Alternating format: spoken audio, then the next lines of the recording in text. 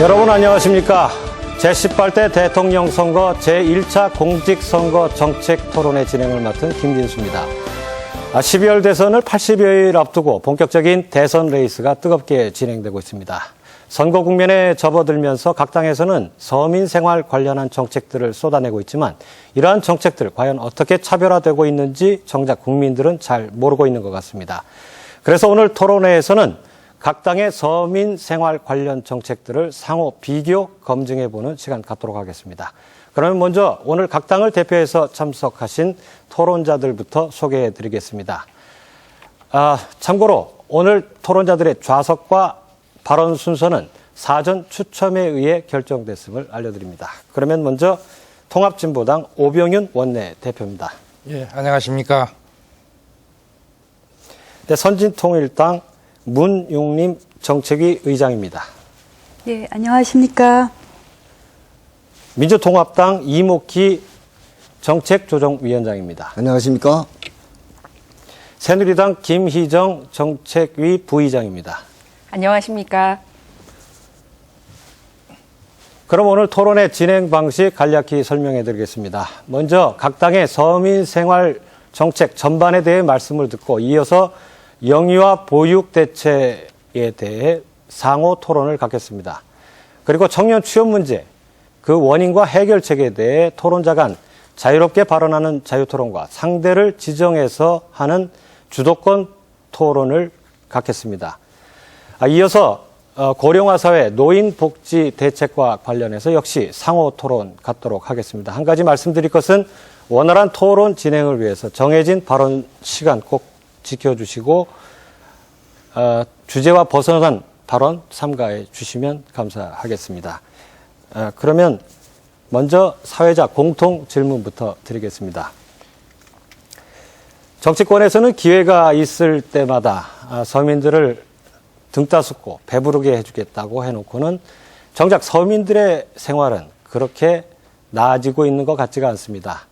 한참 인생의 기반을 다져야 할 젊은이들은 취업을 하지 못해 방황하고 있고 믿을 수 없는 보육 대책으로 인해서 출산을 기피하고 있으며 또 고령화 사회에 이미 진입을 했지만 노인 복지 대책은 여전히 미흡한 상황입니다.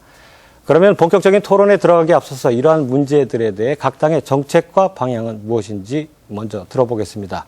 발언 시간은 1분 30초씩입니다. 그러면 먼저 발언 순서에 의해서 통합진보당 오병윤 원내대표부터 말씀 들어보겠습니다. 예, 존경하는 국민 여러분, 통합진보당 원내대표 오병윤입니다.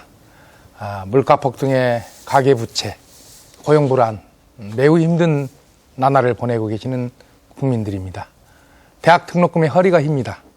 대학을 졸업한 청년이 취업을 못해서 어깨를 늘어뜨리고 청년 실신, 실업자 되고 신용불량자 되는 사회입니다. 56%가 넘는 비정규직은 정규직보다 더 힘든 일을 하지만 월급은 반토막입니다. 국민의 행복지수가 OECD 34개 국가 중에서 24위이고 사살률은 1위입니다. 이것이 OECD 10대 경제 대국이라고 하는 대한민국의 오늘날 자화상입니다. 무엇이 문제입니까? 바꿔야 합니다. 국가의 근본 정책을 바꿔야 합니다. 통합진보당은 먼저 보육에서 노후까지 국가가 책임지는 사회 시스템을 반드시 구축하겠습니다. 무상보육, 무상교육, 무상의료 시대를 열어가겠습니다. 최저임금을 노동자 평균임금의 50%로 법제화하고 비정규직을 축소하겠습니다. 농업을 파괴하고 농민을 죽음으로 몰아넣는 한미 FTA, 한중 FTA 중단하겠습니다. 재벌의 탐욕 대형마트 규제하겠습니다. 반값 등록금 실현하고 청년 고용 획기적으로 늘리겠습니다. 국민 여러분과 함께 하겠습니다. 감사합니다. 네, 감사합니다. 계속해서 선진통일당 문정림 의원 발언해 주시죠. 안녕하십니까. 선진통일당 정책위 의장 문정림 의원입니다. 유럽발 재정 위기 등 세계 경제 둔화의 영향, 그리고 지난 여름의 폭염, 폭우, 또 물가 폭등에까지 3폭이 겹쳤습니다. 서민의 가계의 고통이 얼마나 심한지 잘 알고 있습니다. 전문가들 역시 현재 가장 미흡하고 시급한 것이 일자리 창출, 물가 안정, 그리고 시민과 서민과 소외계층의 지원이라 합니다. 오늘 다루는 청년의 취업 대책, 그리고 노인 복지에 있어서도 일자리 창출이 중요합니다. 그리고 영유아 보육 환경을 건강하고 안정되게 조성하는 것은 저출산 시대에 맞벌이 이 가정을 위해서 무엇보다 중요한 과제입니다. 오늘 다루는 영유아 보육, 청년 취업, 노인 복지 문제 등에 대해서 우리 선진통일당은 지난 총선 이전부터 국민과 함께 고민해 왔습니다. 오늘 토론을 통해서 더욱 다듬어진 공약으로 실현 가능한 공약으로 만들어서 국민 앞에 실천하도록 하겠습니다. 고맙습니다. 네, 민주통합당 이목효 의원 발언해 주시죠. 예, 우리 사회는 얼마 전까지만 해도 복지는 시혜다 또는 복지는 성장에 저해된다 이런 인식들이 있었습니다. 근데 최근에 이르러서 보편적 복지는 시대의 화두가 됐고 대세가 되었습니다. 이런 흐름을 만들어내는 데는 물론 뜻있는 분들의 많은 노력이 있었습니다. 그러나 가장 중요한 것은 국민의 위대한 각성이라고 저는 생각합니다. 국민 여러분께 감사드립니다. 저희 민주통합당은 2년 전부터 보편적 복지를 우리 당의 3대 지표 중에 하나로 잡고 그 위에서 다양한 정책을 만들어 봤고 당헌의 보편적 복지를 못 박았습니다. 그래서 정책들을 준비해 왔습니다. 짧게 설명드려 보면 무상급식, 무상보육, 무상의료에 가까운 건강보험의 보장성 강화, 반감 등록금과 사교육비 해소, 어르신들의 가난, 질병, 고독의 해소를 통한 어른들의 따뜻한 삶, 양질의 일자리 대량 창출, 서민의 주거 안정, 저소득층의 소득 보장 확대, 그리고 장애인들의 경우 일할 의지와 능력이 있는 장애인에게는 일자리를, 그리고 그렇지 못한 장애인에게는 사람답게 사는 생계 지원을 하겠다. 이것이 저희 민주통합당이 만든 보편적 복지의 주요 내용입니다. 이것을 저희들이 열심히 노력해서 실천함을 통해서 국민 여러분에게 편안하고 따뜻한 일과 삶을 보장해 드리기 위해서 노력하겠습니다. 고맙습니다. 네, 감사합니다. 계속해서 김희정 의원 발언해 주시죠. 네, 안녕하십니까. 새누리당 정책위 부의장 김희정입니다. 연이은 태풍으로 피해를 입으신 국민 여러분들께 먼저 위로의 말씀을 드리고 싶습니다. 조속하게 복구가 될 수 있도록 새누리당이 먼저 관심을 가지도록 하겠습니다. 저희 새누리당은 서민 행복에 있어서 가장 중요한 것이 바로 가족의 행복이라고 생각합니다. 가족 구성원들 한 사람 한 사람이 자기 자리에서 행복을 느낄 수 있는 것이 바로 우리 국민 전체의 행복이고 대한민국의 행복이라고 생각을 합니다. 그래서 지난 총선 때 가족 행복 5대 공약을 약속으로 했고 저희는 국회 19대 개원과 동시에 100일 이내에 50개의 법안을 이미 성안을 해서 발의를 했습니다. 구체적으로 좀 소개를 드리자면 엄마 아빠가 편안하게 아기를 기를 수 있고 지금처럼 시설에 일방적으로 맡기는 게 아니라 자신의 처지에 맞게 집에서 기르든 또 시설에 맡기든 맞춤형으로 복지 시스템을 해주는 것입니다. 그리고 요즘 가장 큰 걱정이 집값 문제입니다. 그래서 목돈 없이도 전세를 마음 놓고 들어가고 그리고 그 보증금과 관련돼서 이자율 걱정이 없이 지낼 수 있도록 하는 그런 정책을 준비를 하고 있습니다. 다음으로 청년들의 스펙을 넘어서는 취업 문제입니다. 이렇게 우리 새누리당은 가족 구성원들 한 명 한 명이 자기 생업에서 행복할 수 있는 그런 정책을 서민 정책의 중심이라고 보고 있습니다. 네, 네 분 토론자 모두 시간 잘 지켜주셔서 대단히 감사합니다. 그러면 첫 번째 영유아 대책을 주제로 상호 토론을 갖겠습니다. 상호 토론은 한 토론자가 주어진 주제에 대해서 모두 발언을 하고 나머지 세 분의 토론자가 반론을 하시면 그 반론에 대해서 모두 발언을 한 토론자가 다시 재반론을 하는 형식으로 진행하게 됩니다. 정부가 올해 3월부터 0세에서 2세까지 소득과 관련 없이 전액 지원하는 무상보육제도를 실시하고 있습니다만은 지방재정의 고갈로 아주 많은 어려움을 겪고 있습니다. 중앙정부에서 예산 부족을 충당해줘서 일단 한 고비를 넘기기는 했지만 내년도 예산은 아직도 불투명한 상황입니다. 그런데도 정치권에서는 계속해서 무상보육을 확대해 나가겠다는 방향인데요. 이 문제에 대해서 구체적인 토론해 보겠습니다. 그러면 정해진 순서에 따라서 선진통일당 문정림 의원부터 모두 발언해 주시죠. 시간은 1분 30초입니다. 예, 우리 선진통일당에서는 정부의 보육 정책이 합리적으로 개편될 필요가 있다 이렇게 생각하고 있습니다. 우선 정책 방향을 말씀드리면 다음과 같습니다. 첫 번째로는 아동의 연령별 특성, 또 부모의 경제적 상황, 또 보육시설 이용 희망 여부 등에 따라서 탄력적인 보육 지원 방안이 마련돼야 한다 이렇게 생각합니다. 두 번째로는 안전한 보육시설, 건강한 환경, 또 충실한 프로그램을 위해서는 보육교사 등의 처우 개선, 근무 환경이 개선되어야 한다 이렇게 생각합니다. 세 번째로는 현실에 맞는 보육시설 인프라 구축 방안이 필요합니다. 국공립 어린이집, 공공형 어린이집 여러 논란이 있지만은 민간 보육시설 인증 평가제 확대 등이 그 해결 방안의 하나라고 생각합니다. 네 번째로는 누리과정의 전 계층 보육료 지원 등과 관련해서 서비스 전달 체계가 이원화되고 있습니다. 이러한 비효율성을 개선할 필요가 있습니다. 마지막으로 보육사업 지속 가능성 제고를 위해서는 예산 편성에 대한 중장기적 점검이 정기적으로 있어야 된다.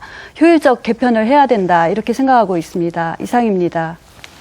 네, 민주통합당 이목희 의원 발언해 주시죠. 네, 우리 1분입니다. 문정림 의원 말씀을 잘 들었습니다. 근데 얘기를 듣고 보니까 새누리당과 거의 비슷한 말씀을 하시는 것 같습니다.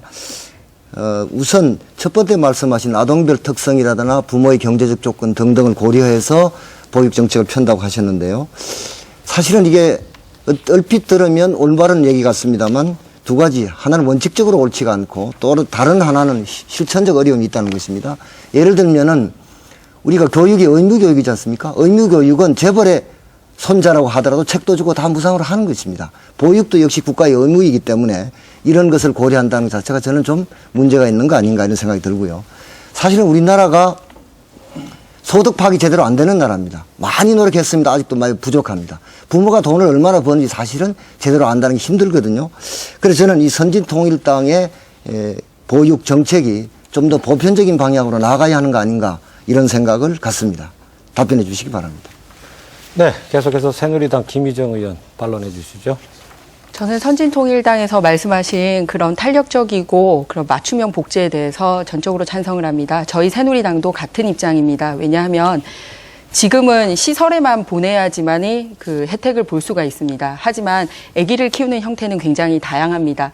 종일제가 필요한 사람이 있고 그다음에 시간제가 필요한 사람이 있고 또 시설에 보내는 게 아니라 자신이 기르는 게 적합한 사람이 있고 또 집 근처에는 보육시설이 없는 사람도 있습니다.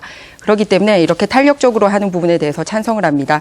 그런데 저희 새누리당에서는 아이 돌보미 서비스와 관련해서 특히 아이만 돌보는 사람뿐만 아니라 또 집안일을 도와주는 사람이라든지 또 보육교사 자격증을 있는 사람까지 확대하는 부분에 생각을 가지고 있는데 이 부분에 대해서 선진당의 의견을 또 여쭙고 싶습니다. 네, 계속해서 통합진보당 오병현 의원 반론해 주시죠. 예, 우선 무상보육은 복지의 기본이고 첫 출발입니다. 아이들 같이 소중한 자원이 어디가 있습니까? 아이들은 가난한 집에서 태어나거나 부잣집에서 태어나거나 똑같습니다. 모두 다 고귀한 존재입니다. 그런 점에서 아동별, 연령별, 종일반, 시간제 모두 특성에 따라 운영될 수는 있다고 하지만 그 바다에 깔린 기본 인프라는 모든 아이들에게는 공통으로 무상보육이 실현돼야 한다는 전제가 있어야 된다고 생각을 합니다. 현재 이제 아시다시피 우리 제도는 지금 보육료를 일부 지원하고 있고 그리고 양육수당을 지원하고 있는 정도입니다. 그런 점에서 지금 현재 전 아동에게 공통적으로 지급되는 아동수당 제도가 이미 전 세계적으로 80여 개국 이상이 실시하고 있고 우리도 도입해야 되는 것 아닌가 이런 생각을 가지고 있습니다. 이에 대해서 아동수당제 도입과 관련해서는 어떻게 생각하시는지 답 주시기 바랍니다. 네, 토론자들 반론에 대해서 문정림 의원 재반론 하시겠습니다. 예. 그 아이들의 연령별 특성 또 부모의 경제적 상황 또 보육시설 이용 희망 여부 등에 따라서 탄력적인 보육 지원 방안을 마련해야 한다 하는 것은 보편적 복지, 선택적 복지의 철학과는 조금 다른 문제라고 생각을 합니다. 우선 0세에서 2세 아동들은 부모의 이 돌봄이 필요한 정서적 환경에 자랐을 때 발달에 더 좋은 영향을 미칠 수 있다. 그런 부분이 고려되어야 할 것이다라는 것입니다. 그럼에도 불구하고 가정에서 돌봄이 어려운 경우는 보육을 해야 될 것입니다. 이러한 경우에 차별화가 없는 일률적 보육시설의 이용은 바람직하지 않다라는 차원에서 말씀을 드린 거고요. 3세 이상의 어린이들은 또 보육시설을 이용하는 시스템이 보육과 교육을 겸할 수 있다는 점에서 바람직하다고 생각을 합니다. 그래서 필요에 따라서 보육료를 지불한다든지 양육수당을 지불한다든지 이런 것들을 통합해서 대신 아동수당을 지불해서 부모가 선택적으로 할 수 있는 방안을 하도록 하는 것이 바람직합니다. 반면에 차상위 저소득 계층의 경우에는 아동수당을 지불해도 또 보육시설을 이용하지 않을 경우가 있기 때문에 이러한 특수한 환경에 있는 경우에는 안정적 양육 환경을 보장할 수 있도록 정부가 또 지자체가 우선권을 보장하고 또 돌봄을 하는 그런 정책을 함께 펴는 것이 바람직하다 이렇게 생각을 합니다. 또 김희정 의원님이 말씀하신 보육 사업 이외에도 가정 돌봄이라든가 이런 것들은 저출산 시대에 또 양부모가 직장을 갖는 시대에 바람직한 서비스다 이렇게 생각을 합니다. 덧붙여서 말씀드리면은 표준 보육비용 내실화라든가 이런 것을 통해서 어린이집의 특별활동비 이런 것들도 부담이 되는 것으로 알고 있습니다. 이러한 부분을 포함한 정책이 함께 고려되어야 한다 이렇게 생각하고 있습니다. 네, 감사합니다. 여러분께서는 중앙선거방송토론위원회가 주관한 제1차 공직선거 정책토론회 보고 계십니다. 지금은 영유아 보육대책에 대한 토론 진행 중입니다. 다음은 민주통합당 이목희 의원께서 모두 발언해 주시죠. 예, 저희 민주통합당은 모든 아이는 우리의 아이다라는 철학으로 보육을 바라보고 있습니다. 그 위에서 보편적 보육 원칙을 실천하고자 합니다. 이런 원칙과 실천을 통해서 저출산 고령화를 줄여나가는 데 기여해야겠다. 또 일과 가정의 양립을 지원한다. 다시 말씀드리면 여성의 노동시장 참여를 지원하게 될 겁니다. 그리고 아동들의 기본권을 보장해야겠다. 이런 생각을 갖습니다. 구체로 말씀드리면 0세에서 5세까지 영유아 전 계층에게 무상보육을 실시하겠습니다. 이건 보육시설을 이용하는 아동입니다. 보육시설을 이용하지 않는 아동에게는 보육 양육수당 또는 아동수당 관계없습니다만 10만 원 내지 20만 원을 지급하는 것으로 하겠습니다. 국공립 보육시설을 전체 시설의 30%까지 확충하도록 하겠습니다. 이용 아동으로 보면, 이용 영유아로 보면 대략 40%까지 될 겁니다. 그리고 육아휴직 급여 대상자를 확대하고 직업액도 확대하겠습니다. 여성 육아휴직 1년 동안 통상임금의 50%를 임금으로 지급하도록 하겠습니다. 그리고 남성의 육아휴직도 활성화하도록 하겠습니다. 이 밖에 지금 문제가 되고 있는 산후조리원의 문제를 해결하기 위해서 공공산후조리원을 확충해서 이 산모들이 편안한 상황에서 싼 값으로 양질의 서비스를 받도록 그렇게 노력하겠습니다. 네, 계속해서 새누리당 김희정 의원 반론해 주시죠. 예, 저희 새누리당도 아이들은 국가가 함께 키워야 된다라는 정신에 공감을 하고 있습니다. 그래서 이목희 의원님이 말씀하신 대부분의 내용이 저희 새누리당과도 상당히 일치하는 부분이 있어서 앞으로 좋은 보육 정책이 될 것 같아서 먼저 기쁘다는 말씀을 드립니다. 그중에 한 가지 좀 차이가 있는 부분을 말씀드리고자 합니다.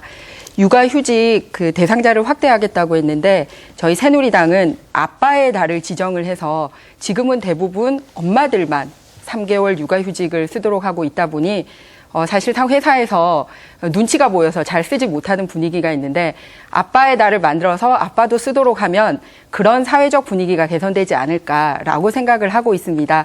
그러면은 소위 책상 없어질까 봐 걱정을 하거나 또는 일자리 뺏길까 봐 걱정하는 그런 엄마들이 없어지리라고 생각을 합니다. 그래서 새누리당이 생각하는 이런 아빠의 달 제도에 대해서 민주당은 어떻게 생각하시는지 의견을 듣고 싶습니다. 네, 계속해서 통합진보당 오병현 의원 말씀해 주시죠. 민주당은 사실은 저희 당과 복지정책의 일반에 있어서는 많이 접근을 해왔습니다.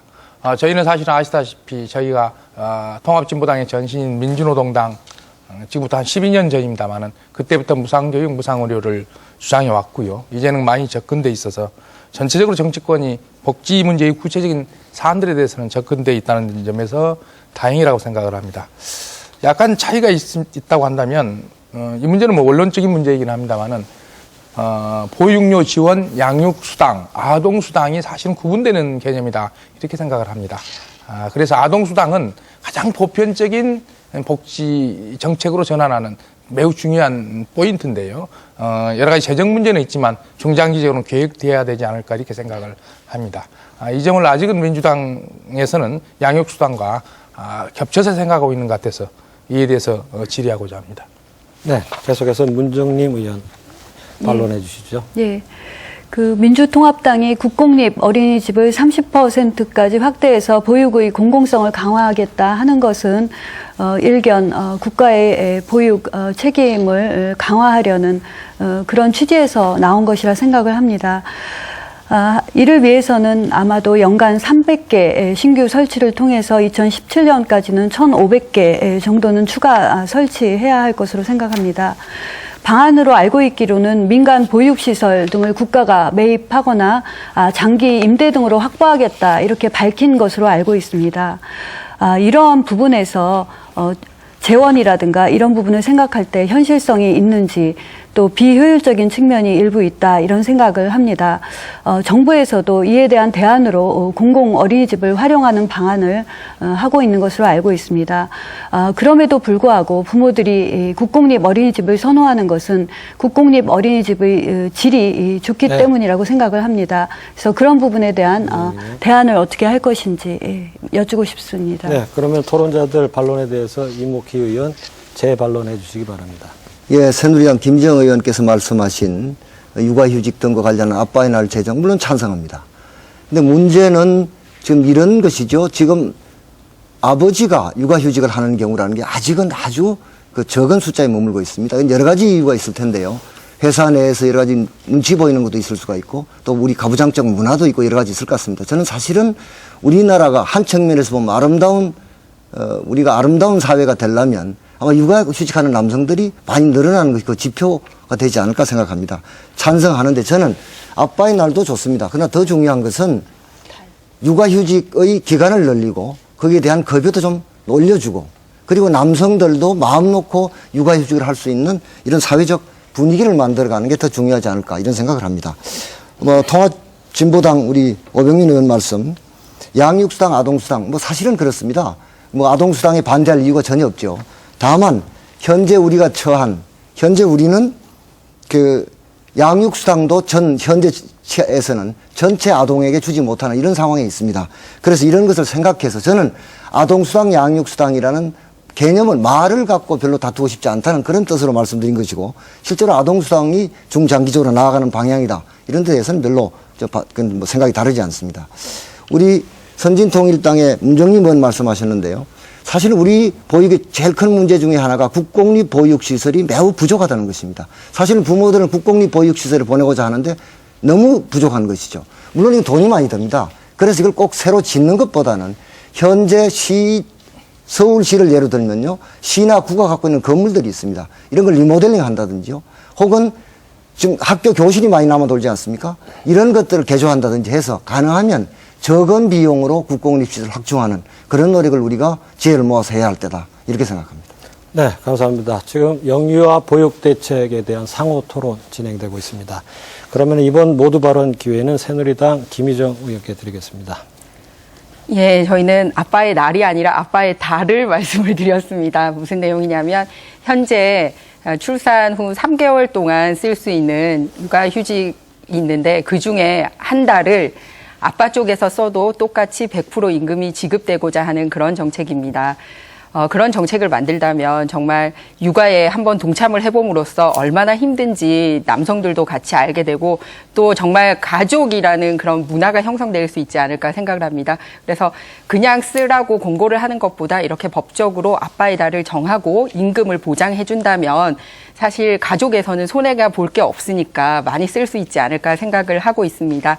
그리고 또 하나는 대기업 같은 경우는 직장 보육시설 같은 게 잘 되어 있습니다만 실제 서민들이 다니고 있는 중소기업 같은 경우는 직장 보육시설도 없고 또 서민들이 사는 집 근처에도 보육시설이 부족한 경우가 많습니다. 그래서 저희는 중소기업의 경우 가족 친화적인 경영을 할 경우에 그 구성원들에게 그 가정 도우미 파견 사업을 해서 실제로 가족 친화적인 그 기업의 분위기를 더 장려하는 그런 또 계획을 가지고 있고, 또 임신 초반기와 마지막 말반기에는 사산이라든지 유산의 위험이 높기 때문에 탄력 근무를 하는 것을 또 법적으로 만들 생각입니다. 이렇게 하다 보면 자연스럽게 직장에서도 그 임신을 얘기하고 육아를 얘기하고 함께 고민하는 분위기가 되지 않을까, 그렇게 생각을 합니다. 네, 그러면 통합진보당 오병윤 의원부터 반론해 주시죠.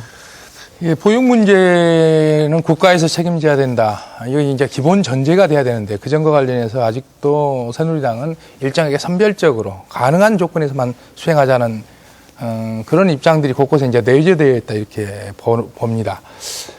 그리고 현재 이제 육아휴직 관련해서도 아빠의 달을 만들자는 건 맞지만, 지금 아시다시피 그 복지가 비교적 어느 정도 되어 있다는 북구 유럽이나 이쪽은 대부분 육아휴직이 1년 이상입니다.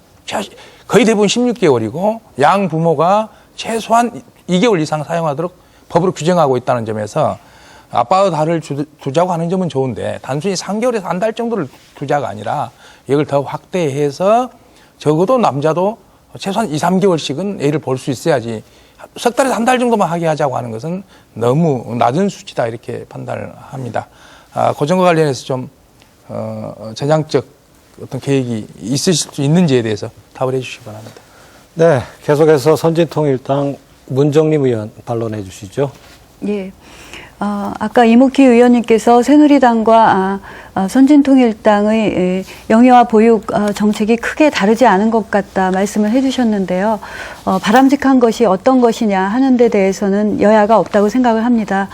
그런 의미에서 새누리당에게 질의하겠습니다. 그 양육수당을 만 5세까지 부모의 소득 수준과 관계없이 전 계층으로 확대하는 방안, 그중에서 보육과 자녀 직접 양육 중 선택하도록 하는 방안을 아마 새누리당에서도 고민을 하고 있는 것으로 알고 있는데요. 그러할 경우 상대적으로 임금이 낮거나 또 이런 계층에서 보육료 지원 대신 양육수당을 선택하면서 보육을 제대로 하지 못할 가능성도 있다, 이런 우려가 있는 것으로 알고 있습니다. 이에 대해서는 어떻게 대처하는 것이 현명한 것인지 생각해 보셨습니까? 네, 감사합니다. 그럼 계속해서 민주통합당 이목희 의원 반론해 주시죠. 예, 지난 총선에서 새누리당은 0세에서 5세까지 무상보육 양육수당, 이것을 공약으로 약속했습니다. 그래서 우리는 반가워했고 우리 당안을 복사한 거 아닌가, 이런 생각을 했었습니다. 그러나 지난 9월초 신문 보도를 보면 양육수당을 0세에서 2세까지만 지급하기로 했다라는 보도가 있었습니다. 그래서 우선 첫 번째로 무상보육 및 양육수당에 대한 새누리당 입장을 밝혀주시기 바랍니다. 우리가 무상보육을 하자는 것은 물론 그 부담을 더는 것도 있습니다만 보육의 공공성을 강화하자는 것입니다. 그것은 바로 인프라 확충, 다시 말씀드리면 국공립 어린이집을 가능한 조건에서 대폭 확충해 가는 것이다, 이렇게 말씀드릴 수가 있습니다.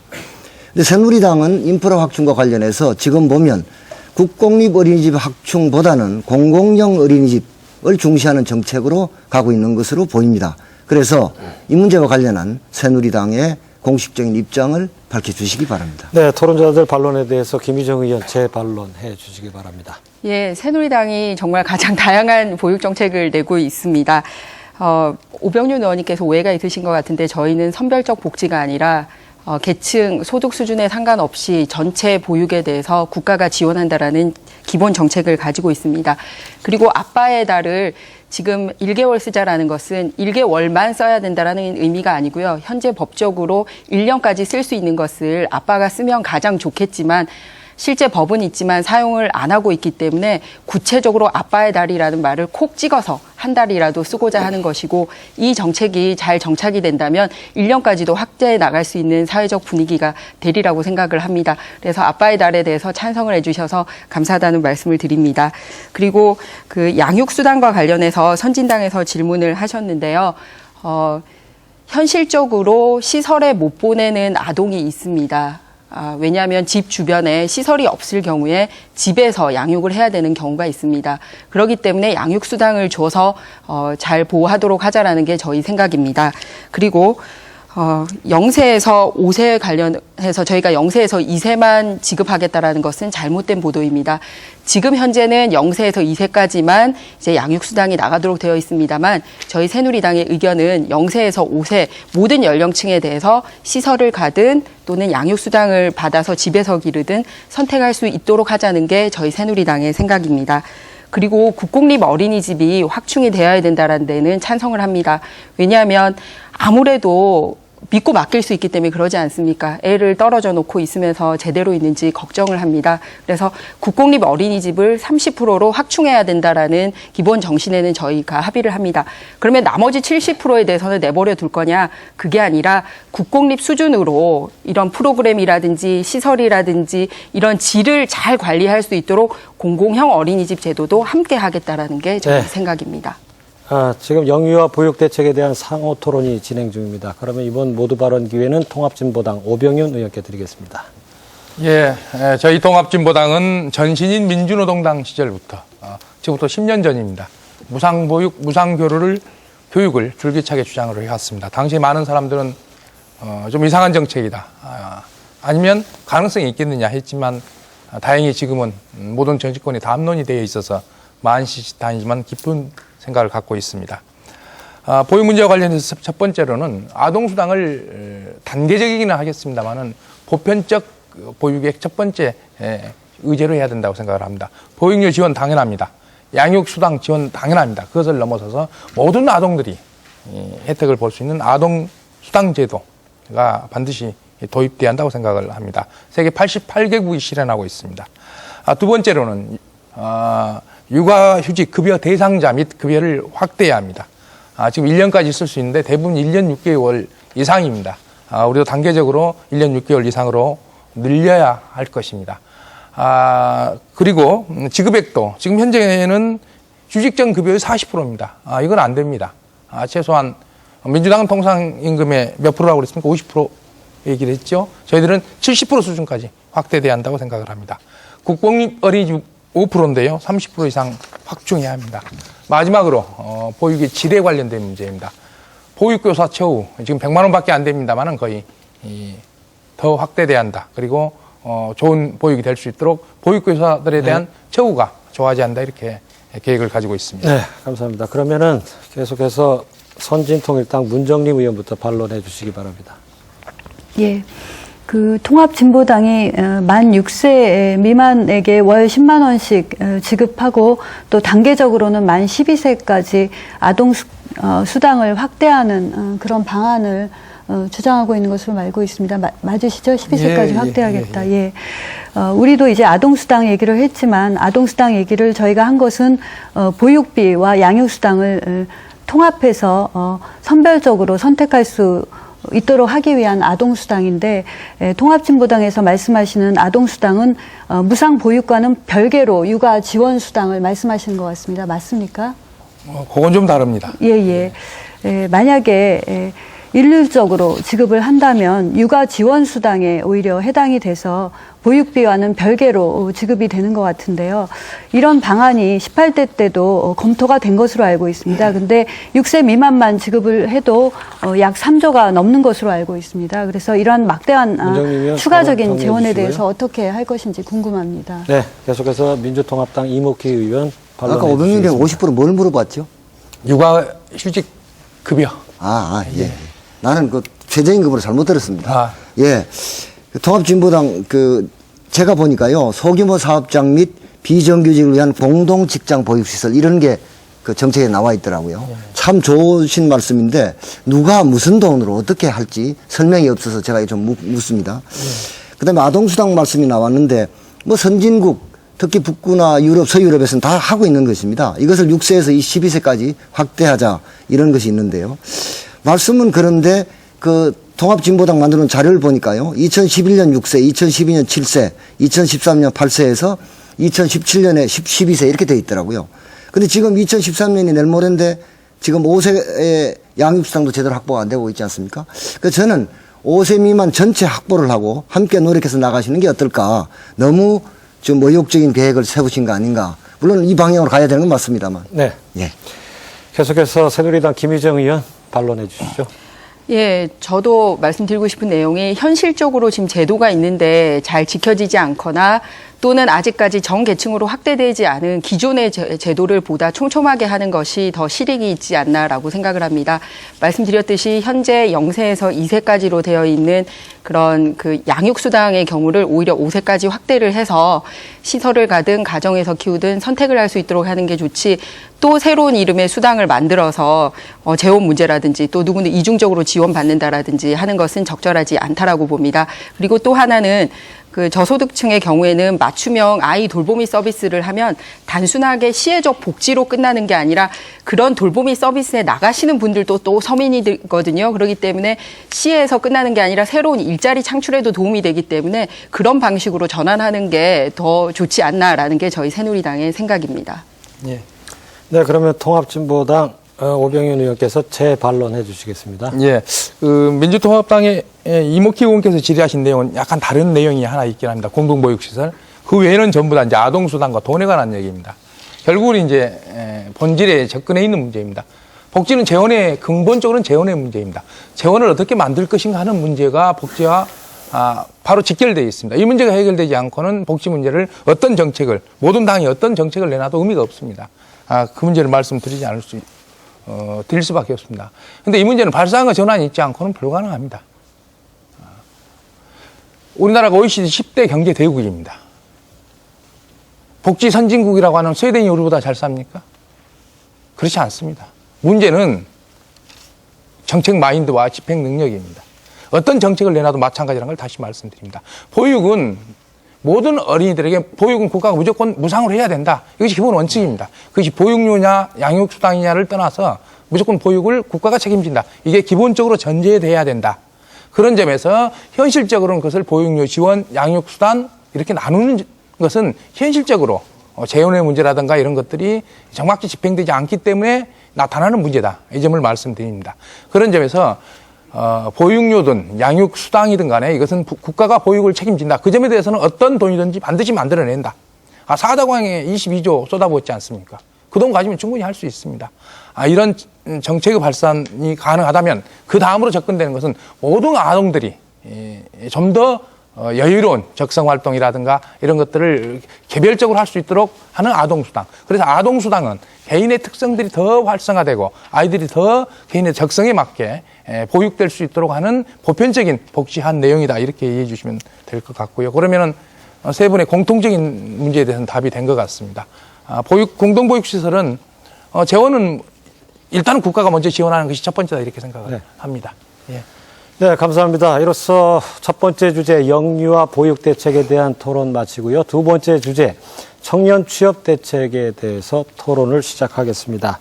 청년 취업 문제는 어제 오늘의 일이 아닌데요. 정작 당사자인 젊은이들뿐만 아니라 20, 30대 자녀를 두고 있는 부모님들에게도 가장 큰 고민거리가 아닐 수 없습니다. 일부 청년층에서는 취직이 안 돼서 학업을 연장하고 있고 심지어는 구직을 포기하는 상황까지 가고 있는데요. 취업이 된다 하더라도 비정규직이 많아서 이에 대한 근본 대책이 요구되고 있습니다. 그러면 먼저 토론자들이 한 분씩 자유롭게 발언하는 자유토론부터 시작하겠습니다. 자유토론은 한 분 토론자당 4분씩 시간이 주어지고요. 그렇지만 이 4분을 쭉 이어서 말씀을 하시게 되면 토론이 아닌 정견 발표가 되기 때문에 이 시간을 여러 차례 나눠서 써주시기를 당부드립니다. 그리고 발언을 희망하시는 분은 사회자께 신호를 주시기 바랍니다. 그러면 이번 토론은 순서에 따라서 민주통합당 이목희 의원부터 시작하겠습니다. 예, 청년 실업의 문제는 정말 심각한 문제입니다. 지금 청년 고용이 계속 줄어서 지금은 대략 청년 고용률이 40% 정도 되고 있습니다. 청년 실업률은 6.4% 이렇게 나와 있는데요. 실질적 실업률은 20%다. 이런 게 전문가들의 공통된 견해입니다.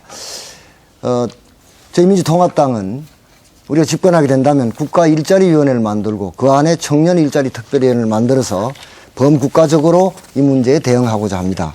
몇 가지 구체적 내용을 말씀드리면 공공기관과 300인 이상 대기업에게는 청년 고용 의무 할당제를 시행하겠습니다. 현재 권고조항으로 되어 있습니다. 3% 이상을 취업하도록 노력해야 한다는데요. 이걸 의무조항으로 하고 만약에 이걸 고용하지 않는 경우에는 청년 고용 부담금 제도를 도입해서 현재 장애인을 고용하지 않는 경우에 우리가 부담금을 물리지 않습니까? 같은 방법으로 해서 청년 고용을 하는 기업에 대한 지원금으로 사용하도록 하겠습니다. 그리고 청년들의 자발적이고 창의적인 창업을 활성화하기 위해서 법 제도를 전면적으로 재정비하고 공정대우, 정규직 채용을 원칙으로 하는 이런 제도를 만들겠습니다. 다른 하나는 현재 이제는 예를 들면 이 정부에서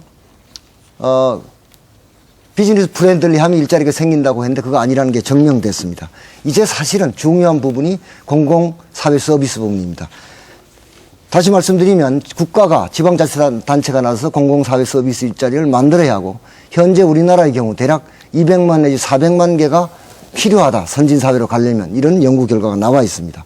그래서 실제로 공공사회 서비스 일자리는 교육, 보건, 복지, 환경, 노동, 문화, 체육, 관광 등에서 가능하고 특히 청년들의 공공사회 서비스 일자리는 환경, 문화, 체육 등에서 많이 만들 수 있다고 생각합니다. 이런 노력을 우리 정부가 해야 한다. 이렇게 생각합니다. 네, 발언하실 분 안 계십니까? 네, 새누리당 김희정 의원. 예, 청년들을 공공기관이 먼저 나서서 고용을 해야 된다라는 큰 정신에는 저도 동의를 합니다. 그런데 민주당에서 말씀하신 부분이 3% 의무 고용을 말씀하셨는데 이미 지금 공공기관의 그 청년 고용률은 3%를 넘어서고 있습니다. 그렇기 때문에 사실 제도가 이미 현실을 지금 뒤따라가는 상황이 되기 때문에 실익이 신규 채용할 때 해마다 3% 채용을 하고 있습니다. 그래서 지금 이미 해마다 3% 하고 있는 상황이라서 3%라는 숫자가 지금은 의미가 없지 않나. 실제로 안 합니다. 지금.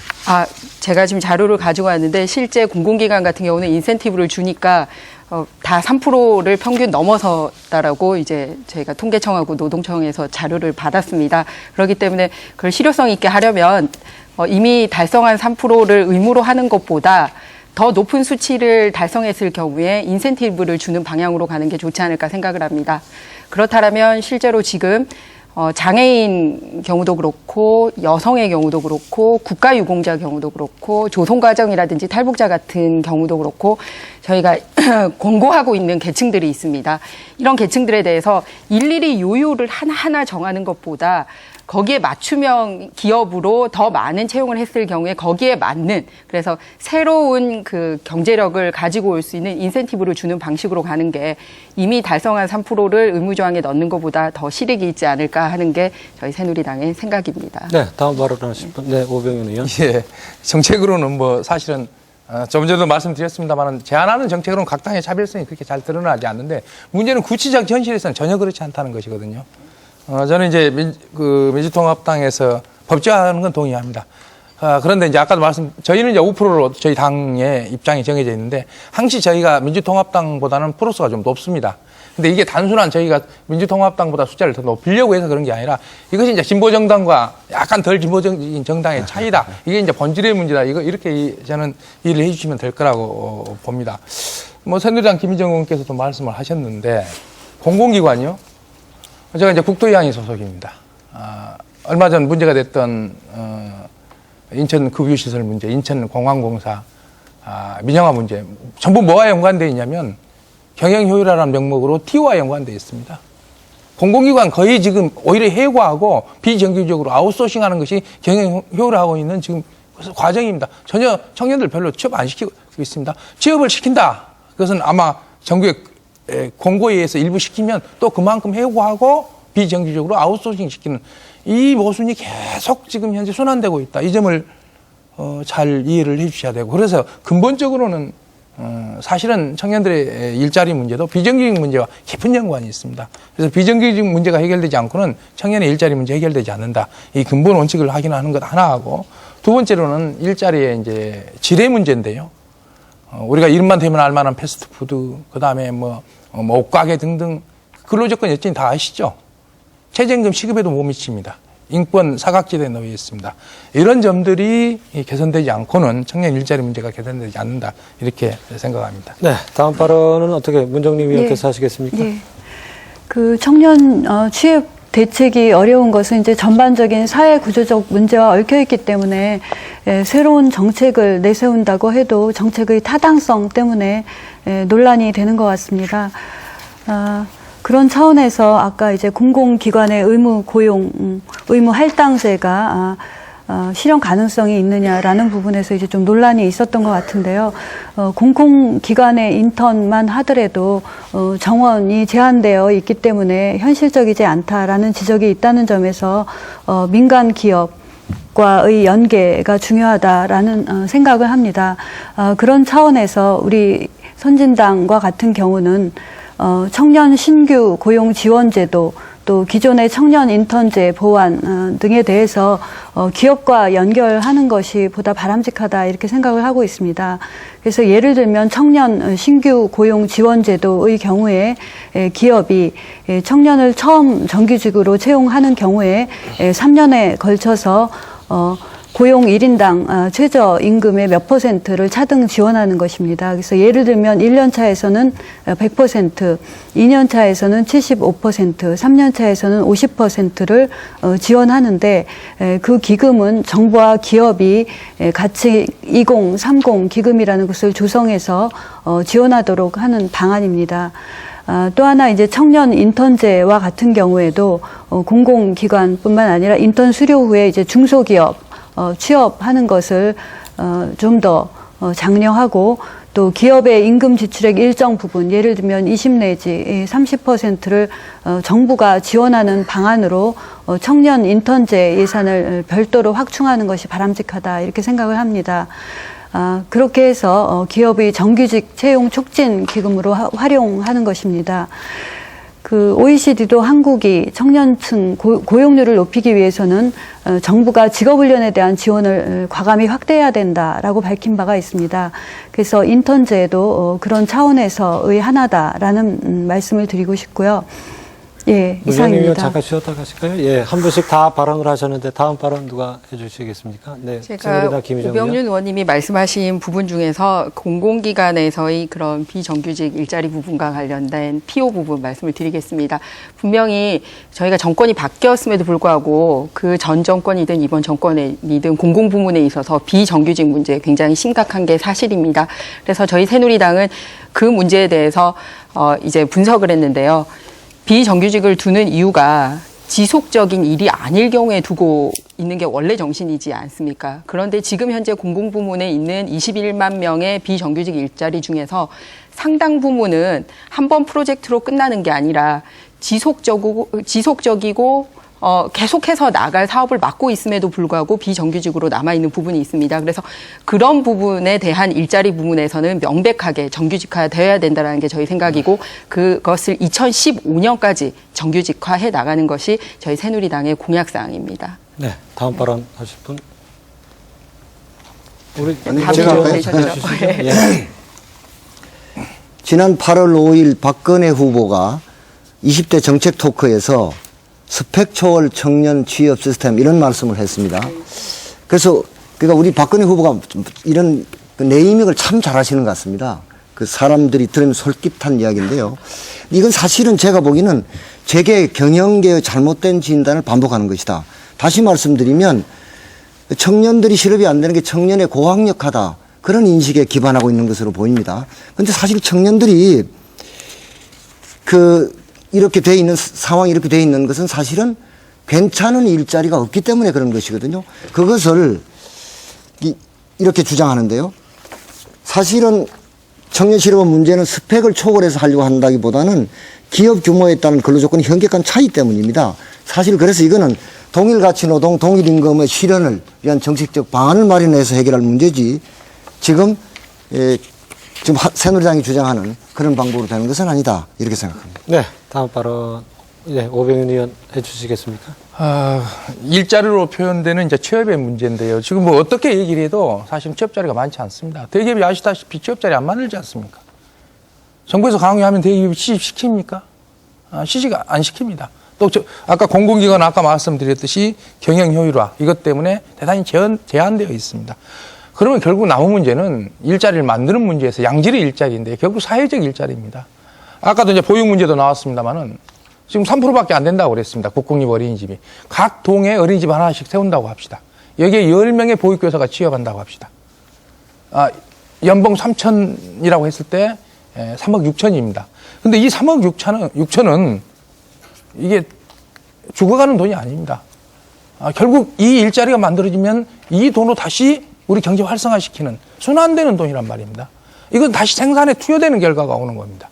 그런 점에서 사회적 일자리, 아까 말씀드렸듯이 최소한 지금 3%밖에 안 되는 이 국공립 어린이집을 30%를 확대하면서 각 동마다 어린이집 하나씩 만들어서 최소한 10에서 15명 이상씩의 보육교사 취업시키면 보육교사 대부분이 청년이란 말입니다. 취업되고 사회적으로 생산되고 어린이집 늘어나고 이게 사회적 일자리입니다. 이런데 기초 비용을 국가가 먼저 투자해야 하는 문제. 예를 들면은 시설할 때 2, 30억씩 건물 비용이 들어간다든가 이런 비용을 국가가 먼저 투자하는 것만이 들어가는 비용이죠. 이렇게 해결하는 방법이 있습니다. 그런데 아시다시피 아까 결국 돈의 재원의 문제고 이것을 활용하는 인프라의 문제라고 했는데 아시다시피 대한민국 도로 놓을 만큼 났습니다.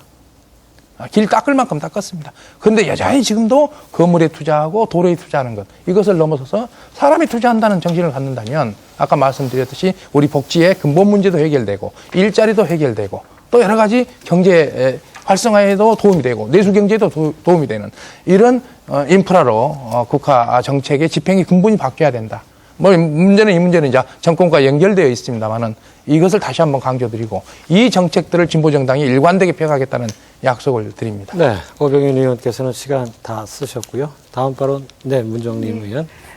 진보통합당 통합진보당 오병윤 의원님께서 이제 좋은 일자리 말씀을 하셨는데요. 좋은 일자리가 어떤 것이냐라고 생각을 할 때 학력 철폐라고는 하지만 본인의 이력 또 적성이 감안된 만족할 수 있는 일자리가 좋은 일자리라고 생각을 합니다. 그럼에도 불구하고 대기업, 중소기업 이런 식으로 또 선호도가 정해져 있습니다. 일단은 대기업은 들어가기 어렵고 또 중소기업은 구인 구직난이 서로 미스매치되는 상황에 있습니다. 그러한 상황에서 대기업은 또 인력을 해외 인력 비율을 높여서 4대 1의 비율로 해외 인력을 더 고용하는 경향이 있다고 합니다. 그래서 대기업의 고용을 늘릴 수 있는 방안을 정부나 또 노사관계에서 더욱 협력적으로 논의해야 될 것으로 그렇게 생각을 합니다. 또 서비스 산업 같은 것에 있어서 직종을 더욱 늘리는 방안을 이해관계 당사자가 자기 이권에 좌우되지 않고 열린 마음으로 논의할 수 있도록 그런 정책 방향을 추진해야 한다고 생각을 합니다.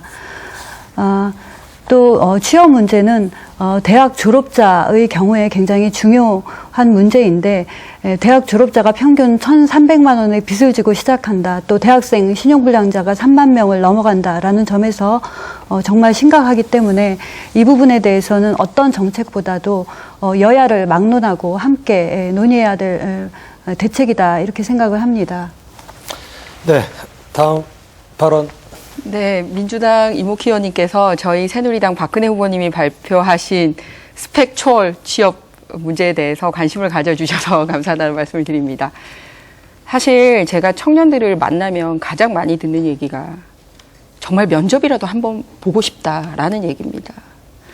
수없이 많은 이력서를 제출했음에도 불구하고 그리고 열정과 잠재력과 그리고 직업훈련은 충분히 받았음에도 불구하고 소위 학력의 부족이라든지 이런 서류상으로 드러나는 스펙 부족 때문에 아예 자신의 역량을 펼쳐볼 기회조차 없다라는 것이 우리 젊은이들의 하소연입니다. 그런 의미에서 저희는 스펙 초월을 제시를 하고자 합니다. 가능합니다. 최근 들어서도 많은 대기업들이 블라인드 면접 같은 거를 도입하고 있지 않습니까? 그렇기 때문에 현실적으로 저희는 가능하다고 보고 있습니다.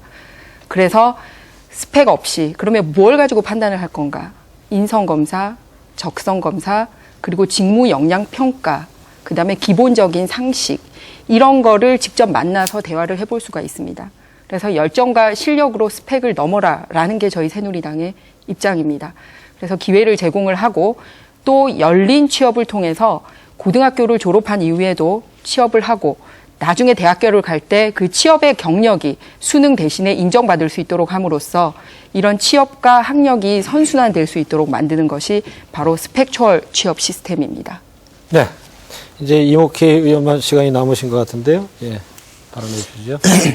예, 비정규직의 문제는 정말 심각하고 특히 공공부문 비정규직 문제는 이 정부 들어서 훨씬 심각해졌습니다. 아까 15년까지 비정규직을 전부 정규직화 한다는데 고마운 일입니다만 사실은 제가 보기엔 그거 안 되게 돼 있습니다.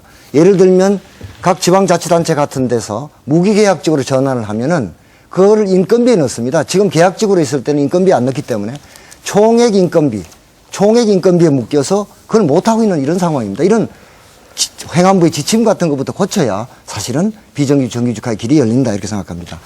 청년 고용 의무 할당제 마지막 말씀드리겠습니다. 우리나라 대기업과 공공부문의 일자리는 전체 일자리 12% 수준입니다. 선진국은 40%가 넘고 있습니다. 그래서 해마다 3% 신규 청년 인력을 채용하는 청년 고용 의무 할당제는 반드시 시행돼서 청년들에게 희망을 줘야 한다 이렇게 생각합니다. 네, 이목희 의원 시간 다 쓰셨고요. 지금 문정림 의원 6초 남고 김희정 의원 4초 남았는데 쓰시겠습니까? 아닙니다. 예, 알겠습니다. 지금 청년 취업 대책에 대해서 토론 벌이고 있습니다. 자유토론 이상으로 마치고요. 이제 주도권 토론 시간 갖도록 하겠습니다. 주도권 토론은 주도권을 가진 토론자가 상대를 지정해서 벌이게 되는데 5분 30초 동안 벌이게 됩니다. 반드시 꼭 당부드리는데 반드시 최소 2명 이상의 상대 토론자를 지정해 주시고 또 상대 토론자에게 최소한의 답변 시간을 부여해 주시기 바랍니다. 여기서 말하는 최소한의 답변 시간은 30초 이상으로 하고요. 주도권 토론자의 발언과 질문 시간은 1분 이내로 제한을 하겠습니다. 그러면 이번에는 새누리당 김희정 의원부터 주도권 발언 시작하겠습니다. 네, 장기간 미취업 상태에 있거나 또는 한 번도 취업을 하지 못한 사람, 이런 사람들을 도우기 위해서 저희 새누리당은 맞춤형 패키지 취업 지원을 하고자 합니다. 무슨 말이냐면 지금은 교육 프로그램이 있으면 그냥 자기가 알아서 이렇게 설계를 해서 듣도록 되어 있다 보니까. 잠시만요. 먼저 주도권 상대 토론자를 지정을 하고 해야 됩니까? 지정하고 네, 그러면은 해주실까요? 저희 민주당하고 선진당에게 질문을 하겠습니다. 네. 그래서 교육 프로그램을 받고 나면 사실상 취업 현장에 바로 연결이 되지 못하는 경우가 굉장히 많습니다. 그래서 저희는 상담을 통해서 필요한 게 무엇인지, 이 사람에게는 무슨 교육이 필요하다는 것을 맞춤을 하고, 그리고 나서 그분을 직접 이 회사에까지 채용하는 데까지 연결시켜서 1대1로 취업을 하는 그런 패키지 제도를 생각을 하고 실제로 효력이 있었기 때문에 이걸 확대해 나가는 게 저희 새누리당의 생각입니다. 그런데 자, 이제 질문 좀 지금 정리해 민주당 공약 중에서는 뭐가 있냐면요. 실업 부조가 있습니다. 이렇게 교육을 시키는 것보다 오랫동안 미취업 상태에 있는 사람에게 그냥 월급 주듯이 일방적으로 돈을 주는 제도를 공약으로 걸고 있습니다. 그럴 경우에는 이렇게 교육을 받는데 의욕을 가지는 것보다 장기간 그냥 이 실업 상태에 그냥 안주할 가능성이 있지 않나라는 생각이 있기 때문에 질문. 이런 제도에 대해서 저희 새누리당이 생각하는 교육 프로그램이 더 취업에 도움이 되신다고 생각하는지, 단순하게 돈을 주는 실업 부조가 더 취업에 도움이 된다고 생각하시는지 양당의 의견을 듣고 싶습니다. 네, 잠시만요. 지금 김희정 의원께서 1분 40초를 발언과 질문에 쓰셨는데 그거를 1분 내로 좀 해주시면 감사하겠습니다. 예, 이목희 의원 답변해 주시죠. 예, 맞춤형 패키지 취업 지원 대책 좋다고 생각합니다. 문제는 이것만 갖고 되는 건 아니고 이 시스템을 어떻게 구축할 수 있을까 말은 쉬운데 참 시스템 만들기 쉽지 않다 이런 생각이 들고요. 실업 부조를 한다고 하는데 실업 부조만 하는 것이 아니라 교육 훈련 해야죠. 사실은 우리 노동자들이 실업했거나 직장을 떠나 있을 때 재교육 시스템, 직업 훈련 시스템이 매우 부족하게 되어 있습니다. 이런 걸 강화해야 하는 건 너무 당연하고요. 그럼에도 불구하고 저는 어려운 조건에 있는 실업자들에게 실업 부조를 하는 것이 현재 우리 사회의 처지에서 맞다 이렇게 생각합니다. 네. 말씀하신 대로 청년 취업 및 고용지원센터의 필요성에 대해서는 동의합니다. 그래서 우리 당에서도 그런 정책 방향을 갖고 있고요. 가칭 청년 취업 및 고용지원센터의 필요성에 대해서 공감하고 그런 계획을 갖고 있습니다. 뿐만 아니라 이제 대학생 창업 지원 방안을 위해서 창업지원센터를 중소기업청과 연결해서 하는 방안, 또 소상공인 직업학교 이런 식으로 창업을 돕고 고용을 돕는 센터를 운영하는 방안을 갖고 있습니다. 근데 이런 부분을 지자체와 연결할 것인지 중소기업청과 연결할 것인지 또 학교 당국과 연결할 것인지 하는 부분은 사안에 따라서 조금 다른 부분이 있기 때문에 자세히 설명을 드리지 않은 것입니다. 네, 잠시만요. 지금 타이머가 김희정 의원 주도권 시간이 계속 줄었어요. 아까 1분 40초를 발언하셨기 때문에 다시 시간을 좀 맞춰주시고요. 지금 이목희 의원과 지금 문정림 의원 발언을 했는데 시간은 그대로 있고 김희정 의원 시간만 지금 내려갔습니다. 다시 1분 40초 발언한 것으로 시간 맞춰주시고요. 예, 계속해서 해주시기 바랍니다. 그러면 제가 계속 질문을 네. 드리겠습니다. 실업 부조와 관련해서 뭐 지금은 어쩔 수 없는 선택이다 이런 말씀을 하셨는데 똑같은 돈을 들여서 어느 게 더 취업에 도움이 되는지에 대한 질문을 드렸습니다. 그래서 계속해서 이 질문과 관련해서 민주당과 진보당에 계속 질문을 드리겠습니다. 독일이 이 제도를 썼었습니다. 실업 부조와 관련된 제도를. 그러다가 독일병, 유럽에서 가장 심각한 실업병을 겪었습니다. 그러다가 2004년 1월 하르츠 개혁이라는 이름으로 이 실업 부조를 없앱니다. 그리고서 이 금융위기 속에서도 독일만 유일하게 높은 취업률을 보이고 있습니다. 그래서 실업 부조 같은 경우는 유럽에서도 잘못된 정책이라는 게 실증적으로 드러나고 있는 상황입니다. 그래서 저는 똑같은 자금을 들여서 이 안주하도록 하는 실업 부조 정책보다는 말씀드렸듯이 맞춤형 패키지로 한 명이라도 이 취업을 시키도록 하는 그런 현실성 있는 대책이 더 다음번 취업에 도움이 되지 않을까라고 생각을 하기 때문에 이런 말씀 드렸는데 이 독일의 실패와 그리고 개혁 정책에 대해서 우리가 살펴볼 부분은 없는지 양당의 의견을 듣고 싶습니다. 예, 좀 대화가 잘 안 되는 편인데요. 우리가 무슨 취업 지원 대책을 안 하겠다는 게 아니고 교육훈련을 안 하겠다는 게 아닙니다. 그런 걸 하면서 실업 부조를 주자는 것이고요. 지금 독일 사례를 드셨는데요. 이거는 너무 경강부회다고 생각합니다. 예를 들면 독일이 실업 부조를 줬기 때문에 취업이 잘 안 됐고 실업 부조를 끊으니까 취업이 잘 됐다. 이런 건 사실 제가 볼 때는 말이 안 되는 것이고요. 독일의 높은 취업률은 경제적 여러 가지 뭐 노사 간의 노력이라든지 경제적 노력 이런 것이 더해진 것이지 실업 부조를 줬기 때문에 취업이 잘 안 되고 실업률이 늘었다. 이건 뭐 맞지 않는다고 생각합니다. 네, 문정림 의원. 예, 실업 부조가 갖고 있는 일부 문제를 가지고 취업과 연결시키는 걸 보면서 보편복지와 선별복지라는 것은 다른 데 있는 게 아니고 정책에 미세한 정책에 나타나는 게 아니고 근본에 있어서 이렇게 차이가 있구나 하는 걸 느낍니다. 지금 맞춤형 패키지 취업 지원 어려운 얘기네요. 스펙 초월인가요? 웬만한 사람 잘 알아먹기 어려운 얘기들인데요. 네. 대단히 지금 청년 취업 문제라든가 실업 문제 기술적이거나 전술적 접근을 하고 있다고 생각합니다. 예, 김희정 의원 주도권 토론 시간 다 끝났습니다. 아니 제가 답하는 것은 아니요, 어떻게 됩니까? 예, 제 시간이 김희정 줄어드는 게 아니고요. 예. 제가 토론자한테 5분 30초의 주도권 시간이 주어지는 건데 제가 잠깐 착각을 했습니다. 예, 이상이 없었습니다. 그러면 계속해서 통합진보당 오병윤 의원 주도권 토론 시작하겠습니다. 예, 좀 혼동이 있었습니다. 네. 연결해서 질문을 안 할 수가 없습니다. 연결돼 가지고. 좋은 대학 나오고 좋은 기술 가지고 있는 사람들이 취업 못하고 있는 것, 이걸 고민하는 것 해야 됩니다. 그런데 좋은 기술도 없고 좋은 대학도 없고 소위 얘기해서 옛날식으로 얘기해서 무슨 뒷 배경도 없고 가진 것도 의원님, 없고. 일단 누구를 좀 지정을 해 주시죠. 먼저 지정합니까? 네, 지정을 하고. 한 당만 먼저 지정을 해도 네, 괜찮습니다. 예, 새누리당 김희정 네. 의원님께 네. 지정합니다. 좋은 기술도 없고 좋은 대학도 없고 돈도 없고 배경도 없고 이런 사람들은 어떻게 취업해야 되죠? 이 취업 대책이 없는 취업 대책이 과연 청년 실업 대책인지. 그래서 이게 뭐하고 연결되냐면 지금 실업부조하고 연결되는 거예요. 실업부조는 단순히 취업 못하는 사람들을 취업시키기 위한 수단만이 아니라 아무런 취업 능력이 없는 사람도 취업할 수 있도록 하는 준비를 시키는 과정. 이게 취업부조 기본 내용에 들어있단 말입니다. 이게 부조라고 하는 것은 그런 점에서 매우 인간적인 제도예요. 그럼에도 불구하고 지금 접근은 아까 말씀드렸습니다만은 어려운 스펙 초월. 스펙 있는 사람한테 하는 얘기지 스펙도 없는 사람이 많습니다. 그 다음에 맞춤형 패키지. 그것도 없는 사람 많습니다. 이런 실업대책 근본은 어떻게 하실 겁니까? 예, 취업 성공 패키지 제도 이미 어느 정도 시행하고 있는데 저희가 확대 발전시킨 내용입니다. 그 부분에 대한 설명을 좀 드리겠습니다.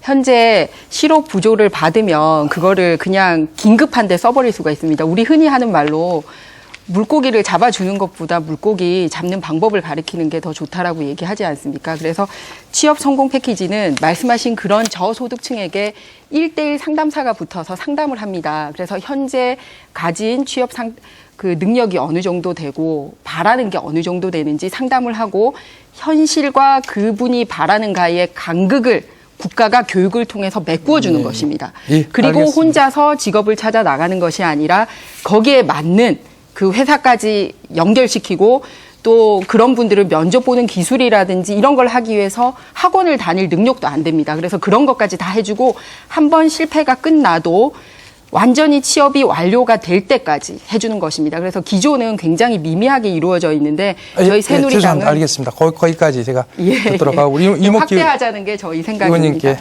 아까 이제 청년 취업 문제는 또 하나의 문제가 사실은 청년 아르바이트 관련된 문제고 최저임금 아까 말씀하셨는데 최저임금제가 지금 가장 요즘 일반 이제 현장에서는 최저임금 제도는 많이 보편화됐죠. 근데 이제 청년들한테는 아직도 상당히 어려운 문제입니다. 아시다시피 이제 최저임금 시즌만 되면 노동계, 공익계, 뭐 경제계 6월 달이면 난리가 나죠. 그래서 내년도 지금 4,860원, 올해 4,580원인데요. 이 최저임금제도 매년 노동계는 빠지고 경영계와 그 공익위원들이 통과시키는 계속 이런 상황들이 발생하는데 최저임금제도 어떻게 봐야 되고 개선돼야 된다면 어떻게 개선돼야 될까요? 저는 이 최저임금제, 현재 최저임금 제도를 결정하는 시스템은 혁파돼야 한다고 생각합니다. 지금 예금 4,860원인데요. 이거 다 일하면 100만 원입니다. 현재 1인 최저생계가 140만 원이니까 이거 말이 안 되는 것이고요. 저는 그래서 제가 이런 생각을 합니다. 지금 최저임금 심의위원회가 노동부 장관이 임명하니까요. 이게 사실은 실상을 반영하지 못합니다. 제 생각은 최저임금위원회가 심의해서 결정한 것을 국회로 넘겨서 국회가 심의해서 권고를 하고 아무래도 국회는 국민의 뜻을 받던 곳이니까요. 그리고 최저임금심의위원회는 국회의 권고를 존중해서 의결해야 한다. 이렇게 정리하면 국민의 뜻이 반영되는 그래서 최저임금이 우리가 바라는 임금 평균의 50% 혹은 좀 더 넘어가는 이런 상황으로 갈 수 있지 않겠는가 이렇게 싶습니다. 예, 저희하고 좀 협의를 해서 꼭 이번 국회에서는 입법 발의 좀 해가지고 제가 그건 입법 발의 해놨고요. 해놨습니까? 예, 예. 그럼 좀 더 미세하게 예. 살펴봐서 될 수 있도록 했으면 그렇게 좋겠다는 하겠습니다. 말씀 드리고 하나 더 질문을 간단하게 드리겠습니다. 시간 남았습니다. 시간이 지금 저도 준비를 혼동스럽게 해가지고 아까 제 질문 시간만 가는 걸 알았는데 어쩔 수 없이 우리 김희정 의원님께 질문 하나 더 드리랍니다. 올해 총선 주요 방침을 보면 창업 지원 계획이 상당히 많더라고요. 네. 이제 복잡하지 않게 간단하게 질문드리겠습니다. 할 만한 장사 별로 없습니다. 대기업이 두부공장, 콩나물 공장 다 합니다. 취업도 안 시키지 뿐만 아니라 그다음에 골목 상권 다 장악이 들어왔습니다. 대형마트에. 할 게 없습니다. 그래서 복잡하게 생각하기보다는 돈도 없지만 할 게 없다. 해먹을 장사가 없다. 이게 현실인데 어떻게 창업 지원을 통해서 취업 문제가 다 해결되는 수 있는 건지 구체적인 계획을 한번 있으면 얘기해 주십시오. 예, 저희들이 보통은 이제 큰 기업에 취직하는 것만 생각을 해왔습니다만 저희가 생각하는 게 이제 창업을 도와주는 것입니다. 그런데 먼저 지적하신 문제는 할 것이 없다 부분은 이제 대기업, 중소기업을 통해서 할 수 있는 직역을 분리하는 소위 경제민주화로 부르는 부분하고도 맞물려 있습니다. 그렇기 때문에 대기업이 침범해서는 안 되는 중소기업의 고유 영역을 만드는 것과 맞물려 있다는 말씀을 드리고요. 두 번째는 지금 제가 창업을 하고 싶은 것과 투자자들이 창업을 해줬으면 하는 바람은 좀 괴리가 있습니다. 그래서 이제부터는 엔젤 투자자들의 얘기를 들어서 그 투자자들이 원하는 항목으로 저희가 국가가 더 지원을 많이 하는 방식으로 갈 예정입니다. 그리고 엔젤 투자자들에게 지금 세액 공제 나가는 부분이 소득 공제 나가는 부분이 네. 20%인데 그거를 30%로 확대해서 이 투자를 확대하는 주시죠. 것도 정책입니다. 네, 고병윤 의원 주도권 토론 시간 다 마쳤습니다. 이번에는 선진통일당 문정림 의원 주도권 토론해 주시는데 먼저 상대 토론자를 지정해 주시고 발언해 주시기 바랍니다. 예. 민주통합당 이목희 정책조정위원장님께 질의하겠습니다. 민주통합당의 청년 취업 정책은 이제 고용률 70% 수준, 또 비정규직 문제 해결, 또 노동 기본권 신장, 또 사회 연대적 노사관계 구축 등으로 알고 있습니다. 이 중 선진국 수준의 그 70% 고용률 상승을 위해서는 계산을 해보니까 5년간 330만 개 일자리를 창출해야 합니다. 근데 그 동일한 기간 동안 경제 성장에 따른 자연 취업 증가분이 한 125만 개 정도 되기 때문에 나머지 200만 개를 어떤 방법으로든지 찾아내야 합니다. 그래서 이런 200만 개의 일자리를 어떤 방법으로 어떻게 찾을 것인지 구체적인 방법이 있으시면 좀 알려주시기 바랍니다. 저희들은 역대 대통령 후보들이 일자리를 몇백만 개 만들겠다고 해서 굉장히 논란이 된 적이 있습니다. 그렇게 말씀드리지 않겠는데 이거는 저희들이 70% 고용률, 80% 중산층을 목표로 하고 있습니다. 우선 일자리가 생기는 IT 벤처 이런 걸 지원해야 됩니다. 좀 항상 하는 말씀입니다만 일자리가 생기는 중소기업, 서비스 산업을 정부가 적극적으로 지원해야 합니다. 그 다음에 중요한 것이 일자리 나누기입니다. 좋은 일자리. 현재 우리나라 노동시간이 OECD 중에서 가장 긴 시간을 노동하고 있습니다. 살인적 노동을 하고 있습니다. 이 일자리를 나누어서 노동시간을 줄여서 대략 여러 가지 통계가 있습니다만 70만 개 일자리가 만들어진다. 이런 통계가 있습니다. 그런 일자리 나누기가 있을 테고요. 노동시간 단축을 통해서. 또 아까 말씀드린 것처럼 공공사회 서비스 일자리를 많이 만들 수 있습니다. 우리가 선진사회가 되기 위해서는 최소한 200만 개 공공사회 서비스 일자리가 있어야 이게 사람 사는 세상이다. 이런 통계가 있습니다. 이렇게 되면 이 모든 걸 합치면 대략 저희들이 생각하는 70% 고용률, 이거 그렇게 어려운 것이 아니다. 이렇게 생각합니다. 예.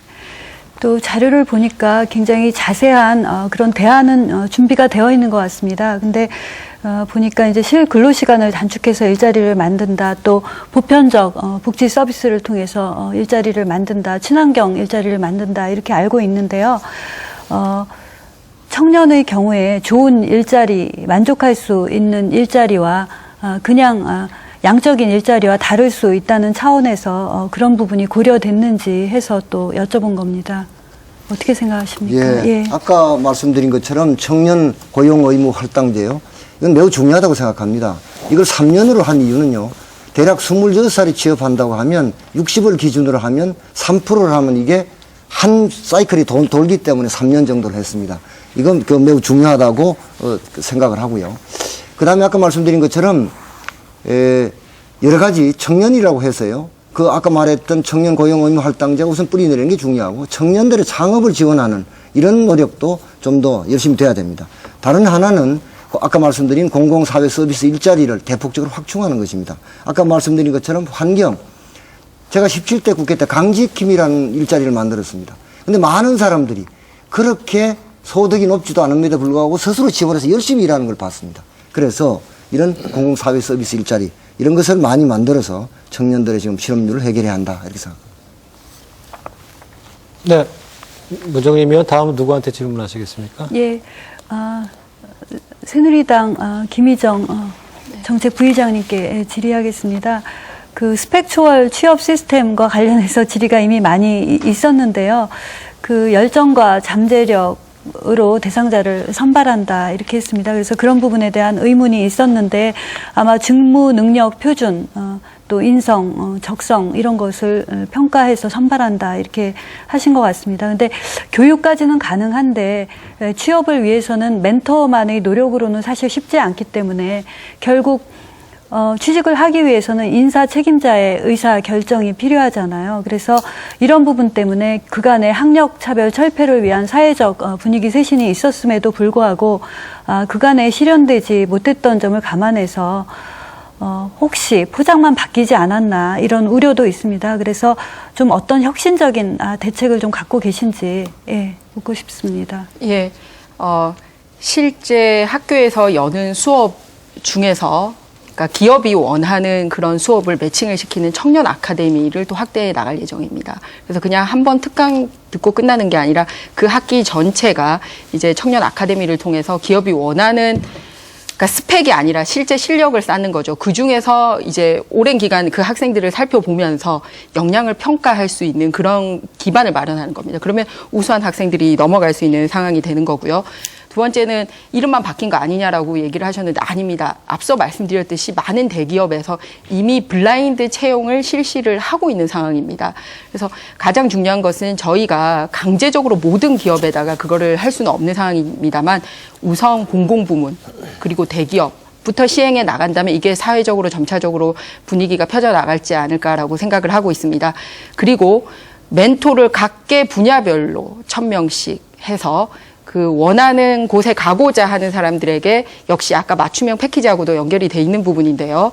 실제 현장의 목소리를 전수를 해주는 겁니다. 그러면은 지금과 같이 대학 교육과 산업계가 완전히 떨어져 있고 스펙은 또 산업계와 동떨어져서 가는 것이 아니라 실제 열정과 능력을 가진 사람이 산업계와 연결되는 그런 효과를 볼 수가 있습니다.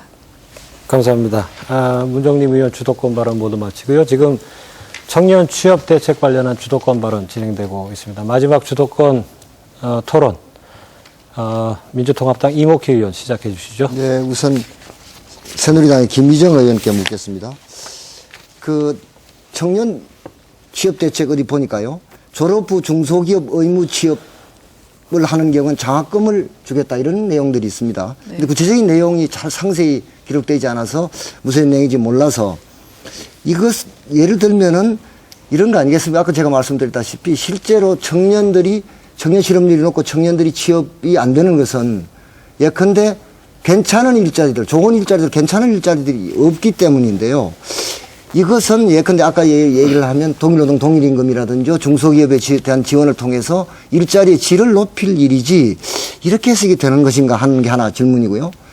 두 번째는 공공부문 아까 제가 말씀드렸습니다만 비정규직을 전부 2015년까지 일자리 정규직으로 만든다고 하는데요. 제가 아까 예를 들었습니다. 서울시가 그동안에 비정규직을 정규직은 아닙니다. 무기계약직으로 전환을 많이 했습니다. 그런데 지금 어디 딱 막혀 있는가 하면요. 행안부 지침에 막혀 있습니다.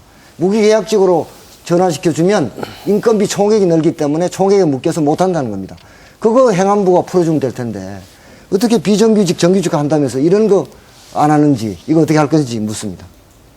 예, 첫 번째 좋은 일자리와 관련해서는 조만간 10월 8일 날 저희 새누리당의 총상 공약을 반영해서 당정 협의를 통해서 이번에 발표가 될 예정입니다. 소위 히든 챔피언이죠. 아까 저희가 유럽에서 독일의 예를 들었습니다만 독일 하면 우리가 흔히 아는 뭐 쌍둥이 칼부터 시작해서 이런 게 다 중소기업입니다. 그래서 실제 대기업들은 큰 돈을 들여서 취업 광고도 하고 하지만 중소기업은 굉장히 견실한 중소기업임에도 불구하고 현장에 있는 학생들에게 그걸 취업 활동이나 선전 활동을 못하는 경우가 굉장히 많습니다. 그래서 국가가 그 활동을 대신해 주는 거죠. 15,000개의 히든 챔피언 기업을 오는 10월 8일 날 발표를 할 예정입니다. 그냥 좋다라고 얘기를 하는 게 아니라 이목희 의원님께서 지적하셨듯이 대기업 초봉은 얼만데 이 기업은 초봉이 얼마다. 그 다음에 한 번 들어오면 몇 년간 지속 근무를 하고 있다. 부채 비율은 어떻다. 이런 식으로 상세하게 비교를 해서 대기업 못지않게 좋은 중소기업이 있다라는 것을 15,000여 개 소위 국가가 인증하는 정보를 해서 미스매칭을 없앨 예정입니다. 알겠습니다. 그리고 두 번째 질문은 공공부문인데요. 그 무기계약직 전환 부분은 조금 잘못 알고 계신 게 인건비가 정규직 같은 경우는 인건비 베이스에서 나오는 거고요. 무기계약직의 경우는 역시 프로젝트비에서 나오기 때문에 비정규직을 무기계약직화해도 인건비 그 총액에는 묶이지 않기 때문에 충분히 전환이 가능하다라는 말씀을 드리고 싶습니다. 그건 아주 심각한 이야기인데요. 그걸 바로 확인해 보십시오. 그것 때문에 지금 서울시가 그것을 국회에 청원하고 있습니다. 그거 빼달라고요. 지금 지침 좀 고쳐달라고요. 자, 그 다음에 우리 통합진보당의 오병윤 의원께 말씀드려볼게요. 여기 보니까 청년 실업자에게 월 60만 원 가량의 취업 촉진 수당을 이렇게 주신다고 되어 있어요. 뭐 좋다고 저는 생각합니다.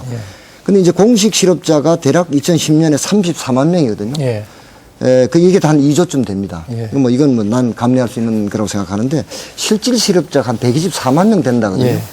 그래서 이거 취업 촉진 수당을 주되 이게 좀 뭔가 이렇게 좀 프로세스를 잘 이렇게 만드시는 게 어떤가 싶어요. 그러니까 우선 이걸 누가 보면은 야 그러면 취업 촉진 수당만 당장 8조를 준다는 것이 이런 반격이 있을 수가 있어요. 그래서 프로세스를 어떻게 내용을 잘 하시는 게 어떤가 싶고요. 그 다음에 노동시간을 연 1,800시간으로 단축해서 70만 개 일자리를 만든다는 게 좋은 일인데요. 이거 조금 국민들에게 설명이 필요하실 것 같아요. 예컨대 어떤 과정을 통해서 어떤 노력을 통해서 이게 합의를 하고 이렇게 되는가 이걸 좀 설명을 하시면 국민들께서 좀 더 납득이 쉬울 것 같습니다. 두 번째 그 노동시간부터 얘기를 하겠습니다. 지금 그 OECD 조사로 보면 한국의 노동시간이 연간 2,111시간으로 나와 있습니다. OECD는 1,692시간, 약 400시간 차이 납니다. 이게 근데 어떻게 일자리를 나누냐 이런 문제거든요. 최근에 들어서 지금 현대자동차, 기아자동차가 주간 연속 3교대 근무제, 그러니까 주야간 막교대 근무제를 처음 이제 바꾸기로 했습니다. 예전에 이제 모르신 분들이 많은데 기아자동차나 현대자동차는 아침 7시에 출근해서 저녁 7시에 퇴근하고 저녁 7시에 출근해서 아침 7시에 퇴근하는 12시간 막교대 2교대로 돌아갔습니다. 사실 그래서 봉급이 많은 겁니다. 만약에 그 사람들을 그냥 일근자로 따지면 지금 연봉에서 보통 1,500 가까이가 빠집니다. 네. 그리고 이렇게 주간 연속 이계도제로 해서 12시 이후에는 근무하지 않고 잠자자. 잠 좀 자자. 이렇게만 바꿔도 근로자가 상당히 늘어납니다. 그래서 단순히 근로시간을 전체적으로 줄여서 추상적인 개념이 아니라 구체적인 산업 현장마다, 사업장마다 이것을 적용하면 그만큼 일자리가 늘어날 수 있다. 이것에 대해서 이해를 해 주시면 좋겠다 말씀을 드리고요. 그다음에 첫 번째 질문하신 그 지역촉진수당 뭐 좋다고 말씀하셨으니까 이제 재원의 문제는 아까 말씀드렸듯이 연차적으로 단계적으로 이제 프로세스는 구체적으로 나와 있습니다만은 그 자료들은 아마 이제 국제간 대목만 나와 있는 것으로 보이는데 저희들은 이제 구체적 계획이 있지요. 재원 문제는 말씀드리자면은 첫 번째 지금 현재 있는 현재의 재원을 잘 활용하자. 국가 재원을 4대강에 22조 쓸 돈 사람한테 쓰자. 두 번째 지금 있는 재원 가지고는 부족합니다. 그러면 어떻게 할 거냐? 증세 없는 복지는 불가능합니다. 답변 정리해 그래서 주십시오. 증세를 통해서 저희들이 그래서 주장한 게 뭐 부유세가 그렇다, 부자감 증세가 그렇다면은 사회복지세도 있을 수 있고 이렇게 해서 증세를 통한 예. 복지를 늘리자. 이게 저희들의 기본 주장이다 말씀을 드립니다. 네, 답변 잘 들었습니다. 이로써 청년 취업 대책에 대한 주도권 토론 모두 마치겠습니다. 상대 2명 이상의 상대 토론자를 지정해 주시고 또 충분한 답변 시간 주시고 너무 시간 잘 지켜주셔서 감사한데 사회자만 잠깐 시간을 착각했습니다. 사과 말씀드리고요. 그러면 세 번째 주제 노인복지 대책으로 넘어가겠습니다. 노인복지 대책은 역시 상호 토론으로 진행을 하겠는데요. 상호 토론은 앞서 설명드렸듯이 한 토론자가 주어진 주제에 대해서 모두 발언을 하고 나머지 세 분의 토론자가 그에 대해서 반론을 하면 다시 모두 발언을 한 토론자가 재반론을 하는 형식으로 진행을 하겠습니다. 우리 사회는 고령화 사회를 지나서 급속하게 고령 사회로 지금 진입을 하고 있습니다. 고령 사회는 전체 인구에서 65세 이상 노인이 14% 이상을 차지하는 상황을 말하는데요. 여기에 우리나라는 2018년이면 진입을 할 것으로 전망되고 있습니다. 또 2030년이면 4명 중 1명이 65세 노인에 해당되는 상황에 처하게 되는데요. 지금 현재 65세 이상 노인 빈곤율이 45%로 또 OECD 국가 중에서 또 가장 높은 상황입니다. 근본적인 대책이 필요한데도 지금 변변한 노인 복지 대책은 마련돼 있지 않고 있습니다. 그래서 구체적으로 이에 대해서 토론을 해보겠습니다. 그러면은 이번 상호 토론은 통합진보당 오병현 의원부터 모두 발언해 주시죠. 예. 오늘 우리 사회가 이렇게 보릿고개도 넘기고 비록 힘들다고 하지만 그래도 예전보다 더 나은 생활로 올 수 있었던 기본 동력은 우리 어르신들이었습니다. 해 떠서 해질 때까지 일하고 아들, 딸 많이 낳아서 산업여군 만들고 또 10살의 땅 사막에 가서 외화 벌어다가 70년대 이렇게 우리나라를 살리신 분들이 지금 어르신들입니다. 이 어르신들이 너무 힘듭니다. 노인 빈곤율이 45% 나와 있습니다. OECD 평균이 13%라고 하니까 약 3, 4배에 달합니다. 이런 현실은 인간의 도리로, 그 본도리로 알았던 우리 미풍양속과는 한참 비켜나 있지요. 해결돼야 됩니다. 첫째, 지금 현재 65세 이상의 노인에게 70% 수준에 지급하고 있는 기초노령연금이 19만 1,000원입니다. 아마 국민연금 기본 수준 5% 수준인데요. 이게 저는 즉각적으로 20만 원 가까이 되는 최소한 10% 수준인 18만 2천 원 정도로 확대돼야 된다. 재원의 문제 어떻게 할 것이냐. 근본의 문제 말씀드렸습니다. 둘째는 노인 장기요양보험 제도가 개선돼서 중증 노인만이 아니라 치료보다는 예방에 중심을 두는, 그래서 경증 노인까지도 아프면 누구나 치료받을 수 있는 이런 제도로 개선되고, 그리고 이에 따라서 당연히 공공노인 요양시설도 확대돼야 한다고 생각합니다. 셋째는 이제 적성에 맞는 일자리입니다. 많이 있을 수 있습니다. 쓰레기 줍기, 풀 뽑기, 단순 일자리 넘어서서 전통의식 있기라든가 노인들의 적성에 맞는 일자리를 만드는 것, 이것이 노인복지대책의 근간이다 생각합니다. 네, 문정림 의원 반론해 주시죠. 예. 통합진보당 오병윤 원내대표님의 그 노인복지 대선 공약 잘 들었습니다. 정책을 보면 크게 기초노령연금 인상, 또 공공장기요양시설 서비스 보장 이런 것들로 대별되어 있는 것 같습니다. 그리고 기초노령연금의 인상에 대해서는 민주통합당, 또 통합진보당, 선진통일당 정책이 다르지 않습니다. 그래서 2배 수준으로 인상해야 될 필요성에 대해서는 공감을 합니다. 그런데도 불구하고 현재 3조에서 추가로 3조 정도가 소요되는 입장입니다. 그런데 지금 인상뿐만 아니라 대상도 확대해야 된다, 이런 정책을 낸 것으로 알고 있습니다. 만약에 대상 확대와 연금 수장 인상 중에 선택을 해야 된다면 어떤 정책적 결정을 하시겠습니까? 두 가지 다 해야 한다고 하는 것입니다. 재원의 문제는 다시 말씀드립니다. 스웨덴이 답하는 시간. 아니요. 반론 들으시고 재반론 기회 드리겠습니다. 예, 그렇게 하겠습니다. 네, 그러면 무정임 의원 반론 다 해주셨고요. 민주통합당 이목희 의원 반론해 주시죠. 예. 전체적인 윤곽에서 저는 다른 이의가 없습니다. 근데 이거 보니까 기초노령연금을 인상해야 하고, 이걸 확대해야 하고 하는 것은 다 동의합니다. 대략, 여기 왜 우리가 80%로 하는 거면 대략 우리가 해보면요, 20% 정도의 노인은 좀 괜찮습니다. 한 80% 정도는 참 어려운 게, 그래서 지금 70%, 80% 확대하자는 것인데요. 이 통합진보당의 계획에 보면 대략 A값을 15% 확대하는 것도 그 계획이 돼 있어요. 이것에 대해서는 대략 지금 이제 2017년까지 이제 10% 하자는 거 아니겠습니까? 이건 또 어떤 계획을 갖고 계신지 좀 제가 여쭤보는 거고요.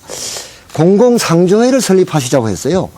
근데 이거, 여러 가지 이제 돌아가셨을 때, 어르신들 돌아가실 때 어려움이 많은데, 이게 어떻게 가능한 건지, 구체적으로 어떻게 설립해서 운영하고, 이걸 지자체가 관할한다고 했는데, 이거 좀 상을 좀 설명해 주면 좋겠습니다. 알겠습니다. 네, 계속해서 김희정 의원 반론해 주십시오. 예, 정말 우리 대한민국 먹고 살기 힘든 시기에 오늘의 대한민국에 있기까지 고생하셨던 우리 어르신들을 위한 복지 대책 정말 필요하고 시급하다라는 거에 동의를 하고 있습니다. 국가와 자녀를 위해서 젊음을 바치신 분들입니다. 그러면은 국가나 가족이 책임을 져야 되는데 가족이 책임을 못 지는 분들은 저희가 국가가 책임을 져야겠죠. 그런 의미에서 지금 현재 지원되고 있는 기초노령연금 부족하다라는 거 잘 알고 있습니다. 그리고 국민연금 혜택을 못 받으시는 분들도 대부분입니다. 그래서 제가 질문을 드리고 싶은 내용은 지금 현재 법에 국회 안에 이 연금제도 개선위원회를 설치를 하도록 되어 있습니다. 근데 18대 때도 여야가 합의를 내지 못하고 무산이 된 바 있는데 지금 새누리당 이거는 만들자고 제안을 하고 싶거든요.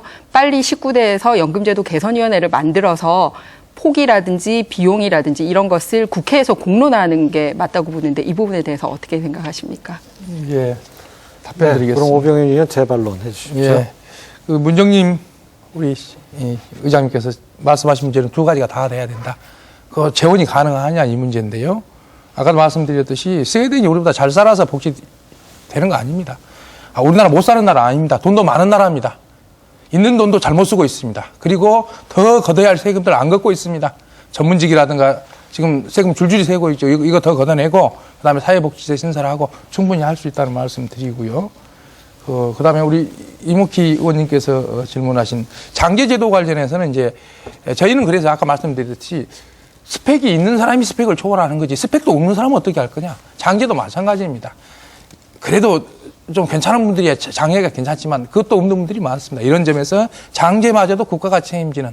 그래서 이제는 이 복지가 국민의 당연한 권리로 인식되는 헌법에 규정된 권리로 인식되는 그런 점에서 국가가 장제비를 지원하고 그러기 위해서는 당연히 지자체가 이것을 관리하는 방식으로 가서 최소한 기초생활수급자라든가 사각지대에 있는 노인들을 대상으로 하는 장제 제도를 마련해야 된다. 이런 취지로 이제 저희들이 계획을 제출한 것이다 말씀드리고요.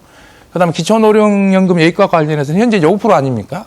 이게 이제 10%가 되면 18만 2천 원, 15%가 되면 대략적으로 얼마 정도 됩니까? 20한 3, 4만 원대 되겠지요.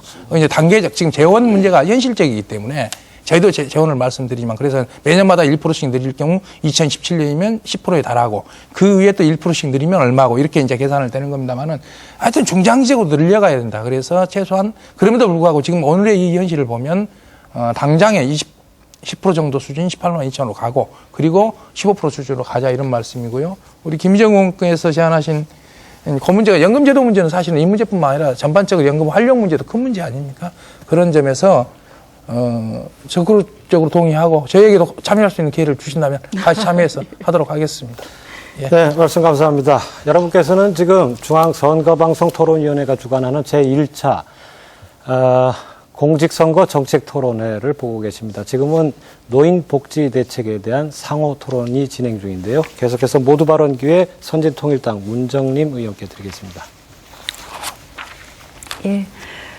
우리나라 노인 자살률이 OECD 국가 중 제1위를 차지하고 있습니다. 그리고 그 원인은 빈곤과 질병, 고독에서 기인합니다. 그래서 우리 당의 노인 복지에 대한 정책도 이에 대한 대책이 되어야 한다고 생각합니다. 그래서 첫 번째로 노인의 빈곤 퇴치를 위해서는 다른 당에서도 말씀하셨지만 기초노령연금의 실질적인 인상과 같은 부분이 포함되어야 한다. 또 기초생활수급자 선정 기준을 개선해야 한다 하는 것입니다.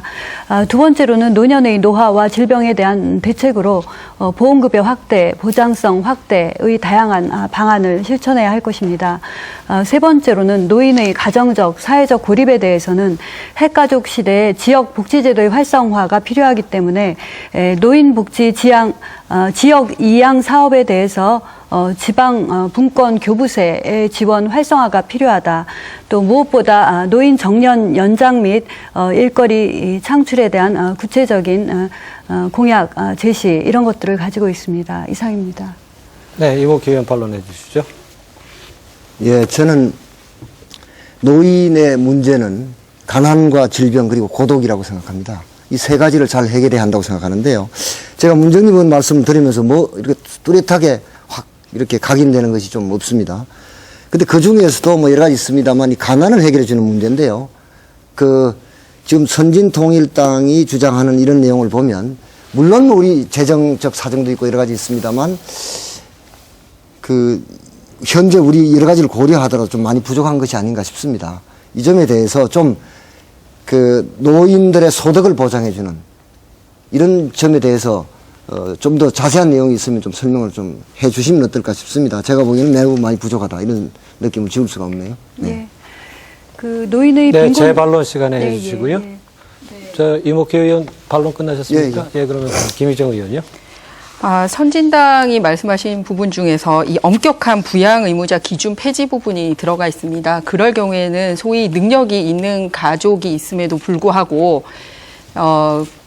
부양 의무를 회피해서 우리 전통적인 가족 문화까지 해칠 가능성이 있습니다. 그리고 여기에 추가로 드는 비용을 약 4조 원으로 추산을 하고 있는데요. 이런 좋은 문화를 해칠 수 있는 이런 엄격한 부양 의무자 기준 폐지 부분은 기존의 선진당의 다른 정책과는 조금 앞뒤가 맞지 않는다라는 생각이 듭니다. 이 부분에 대한 재원 조달 방안과 그리고 계속 고수를 하실 예정인지 그 부분에 대한 의견을 여쭙고 싶습니다. 네, 그럼 계속해서 오병윤 의원 반론해 주시죠. 예. 이 노인복지뿐만 아니라 앞에서 나왔던 청년 일자리 문제라든가 영유아 교육 대책 마찬가지입니다만은 제가 보기에는 어쨌든 선진당의 기본 복지 정책의 근간은 무슨 보편복지, 선별복지를 바로 이분화할 수는 없습니다만은 선별복지에 기반한 철학적 기반에 근거에 있다. 저는 이런 판단을 늘상 합니다. 아무래도 이 문제는 이제 무슨 재원의 문제라든가 이런 것들을 많이 염두에 주시기 때문에 이제 그럴 거라고 생각을 합니다만은 아까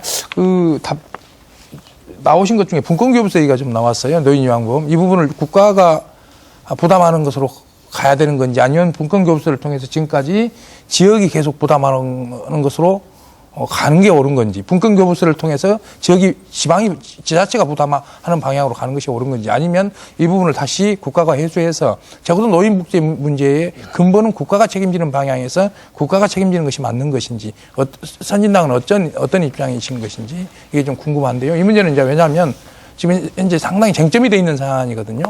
그런 지점에서 질문을 드립니다. 네, 세 분 토론자 반론에 대해서 문정림 의원 재반론해 주시기 바랍니다. 네. 일단 빈곤 퇴치에 대한 기본적인 안으로서 이제 두 가지를 말씀드렸는데요. 기초 노령연금 급여액 인상에 대해서는 이제 저희도 2배 정도 인상하는 것이 2배 이상으로 인상하는 것이 바람직하다라고 생각을 하고 있습니다. 뿐만 아니라 저희도 대상을 확대해야 된다라는 부분에서는 공감하는 부분이 있습니다. 그런데 이제 어느 것이 우선이냐 하는 것은 연금 인상이 먼저 선행돼야 된다라는 입장을 갖고 있고요. 두 번째로 기초생활보장 수급자 선정 기준 개선에서는 엄격한 부양 의무자 기준을 폐지한다는 점에서 이제 빈곤선의 기준으로 선정하자. 예를 들면 뭐 재산, 주택, 가족관계 단절 기준 등에 있어서의 개선을 하자라는 부분에서 말씀을 하신 것이고요. 또 실질적인 사회복지 최저선 구축으로 사회보장 사각지대에 놓인 전 인구의 한 2%로 추산되는 103만 명을 구제하는 선에서 개선하자. 그런 틀에서 노인복지의 빈곤 문제도 기본적으로는 향상될 수 있다. 이렇게 생각을 했고요. 그 밖에 노인에 대해서는 결국은 빈곤이 의식주뿐만 아니라 이제 질병에서 비롯된 것이기 때문에 보장성의 확대 방안을 통해서 보충될 수 있을 것이다 이렇게 생각을 합니다. 그리고 이제 고독 고립 부분에서 지역 복지제도의 활성화를 얘기를 했지만 의식주뿐만 아니라 예를 들면 제가 노인 복지라든가 무료 급식이라든가 여러 가지 등이 또 지역 복지제도의 활성화를 통해서 빈곤 부분에 대한 간접적인 대책도 된다 이렇게 생각을 하고 있습니다. 또 오병현 의원님께서 말씀하신 노인복지 지방 이양 사업에 대해서는 지방 분권 제도를 하는데 도움을 주되 정부가 그 부분을 교부세로서 줘서 그 사업을 좀 더 활성화시킨다 이런 방안으로 말씀을 드렸습니다. 네, 감사합니다. 지금 노인복지 대책에 대한 상호 토론 진행되고 있습니다. 그러면은 민주통합당 이묵희 의원 모두 발언해 주시죠. 예, 좀 전에 말씀드린 것처럼 우리 사회 어르신들은 젊어서는 정말 고생을 많이 하셨는데 지금 가진 것이 없습니다. 그분들은 가난, 질병, 고독에 시달리고 있습니다. 이걸 해결해 주는 것은 이제 국가의 책무가 되고 있습니다. 아까 말씀드린 것처럼 기초노령연금을 2배로 인상하겠습니다. 대상자를 70%에서 80%로 확대하겠습니다. 지금 통계청 통계를 보면 53세에 직장을 떠나게 돼 있습니다. 그런데 지금 60세 정년은 권고조항입니다. 60세 정년을 의무화하고 이걸 차츰 늘려서 수명이 늘어나고 연금 지급이 늦어지는 이런 상황에 대비하도록 하겠습니다. 어르신들에게 공공사회 서비스 또는 사회적 기업을 통한 다양한 일자리를 제공하도록 노력하겠습니다. 현재 노인특리는 건강보험급여 50%를 주고 있는데 지금 75세부터 하고 있습니다. 75세 되시면 많은 어르신들이 이미 잇몸이 부실해서 틀리가 참 어렵게 되어 있습니다. 이걸 65세 이상으로 하도록 하겠습니다. 어버이날을 공휴일로 지정하도록 하겠습니다. 노인장기요양보험을 확대하겠습니다. 지금 노인장기요양보험에 적용을 받는 이런 질병도 확대하고 부담도 줄여서 사회가 국가가 효도하는 이런 문화를 확충해 가겠습니다. 농어촌 지역의 노인 종합건강지원센터를 확충해서 이 농어촌의 어르신들이 잘 이용하실 수 있도록 하겠습니다. 그리고 이 고독을 덜어드리기 위해서 노인종합복지관을 정설하고 소규모 노인센터도 확충해 가겠습니다. 고맙습니다. 네. 그러면은 새누리당 김희정 의원 반론해 주시죠. 예, 기초노령연금이 이제 확대되고 인상되어야 된다라는 데는 다들 의견을 같이 하고 있는 것 같습니다. 다만 그 시기나 방법에 대해서는 저는 말씀드렸듯이 어떤 한 당의 정책을 따라가는 것보다 지금 법에서 정해놓고 있는 연금 개선 제도 위원회를 해서 만드는 게 좋겠다고 생각한 이유가 뭐냐면 지금 젊은이들이 기초노령연금만 바라보고 국민연금에 가입하지 않는 사태가 벌어진다라든지 하는 서로 상호 간에 그런 연결이 되어 있기 때문입니다. 그래서 이 부분에 대한 해결책을 어떻게 생각하고 계신지 민주당의 의견 여쭙고 싶습니다. 네, 계속해서 오병현 의원. 대체적으로 그 민주통합당의 그 복지 정책들이 저희하고 큰 차이는 없습니다만은 부분적인 차이들이 좀 존재합니다. 그래도 뭔가 하여튼 좀 깨름찼다 이런 느낌을 민주통합당은 자꾸 들게 되고요. 아까 선진당은 선별복지의 기본 바탕을 두고 있는 거 아니야 이런 생각이 들고 사실 새누리당은 스펙이 무슨 좋은 얘기는 많이 하는데 뭘 하고 있는 거냐.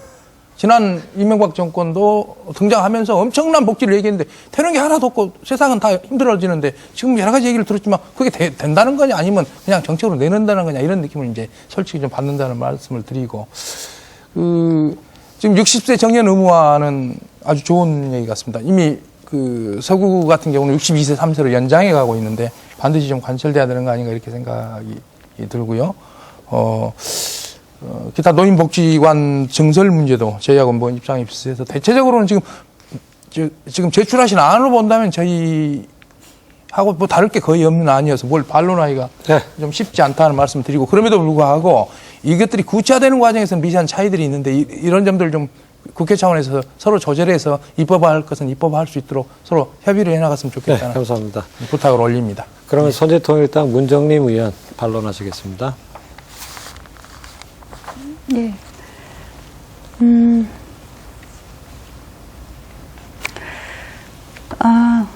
이번에 노인의 빈곤 퇴치라든가 뭐 사회적 고립을 위한 대책 이런 것들은 뭐 다양한 대책들이 나와 있는 것 같습니다.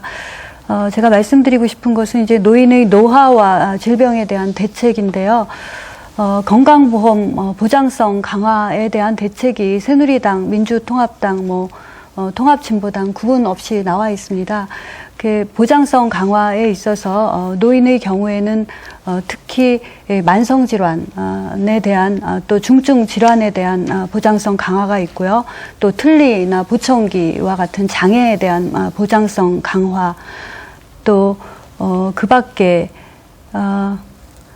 이제 저소득 계층에 대한 강화, 또 의료 재난적인 의료비에 대한 강화 이런 것들이 있습니다. 그래서 이런 것 중에서 어떤 것을 선택하느냐 하는 가치의 문제가 있기 때문에 이런 부분을 좀 잘 고려해야 된다, 이런 부분을 말씀드리고 싶습니다. 네, 감사합니다. 그럼 세 분 토론자 반론에 대해서 이목희 의원 재반론해 주시기 바랍니다. 예. 그 김희정 의원께서 연금제도 개선위원회를 통해서 논의하는 것이 어떠냐, 뭐 그 반대할 이유는 없습니다. 근데 이게 국회에 매년 국회 열리기만 하면 설치되어 있는데요. 실제로 별로 기능을 한 적이 별로 없다라는 게 제 기억입니다. 17대 국회 때 당시 이제 한나라당이 기초연금 주장했을 때 당시 보건복지부에서 기초노령연금을 도입하면서 뭐 그건 사실은 정부가 이니시어티브를 지었고 그다음 국회가 따라간 그런 건데요. 저는 국민연금과 기초노령연금 이게 뭐 예를 들면 어디 다른 나라처럼 기초연금이 있고 무슨 공적연금이 있고 또 사적연금이 있고 이렇게 쌓아가면 모르겠는데 우리는 지금 우리 어르신들은 그런 토대가 없는 분들입니다.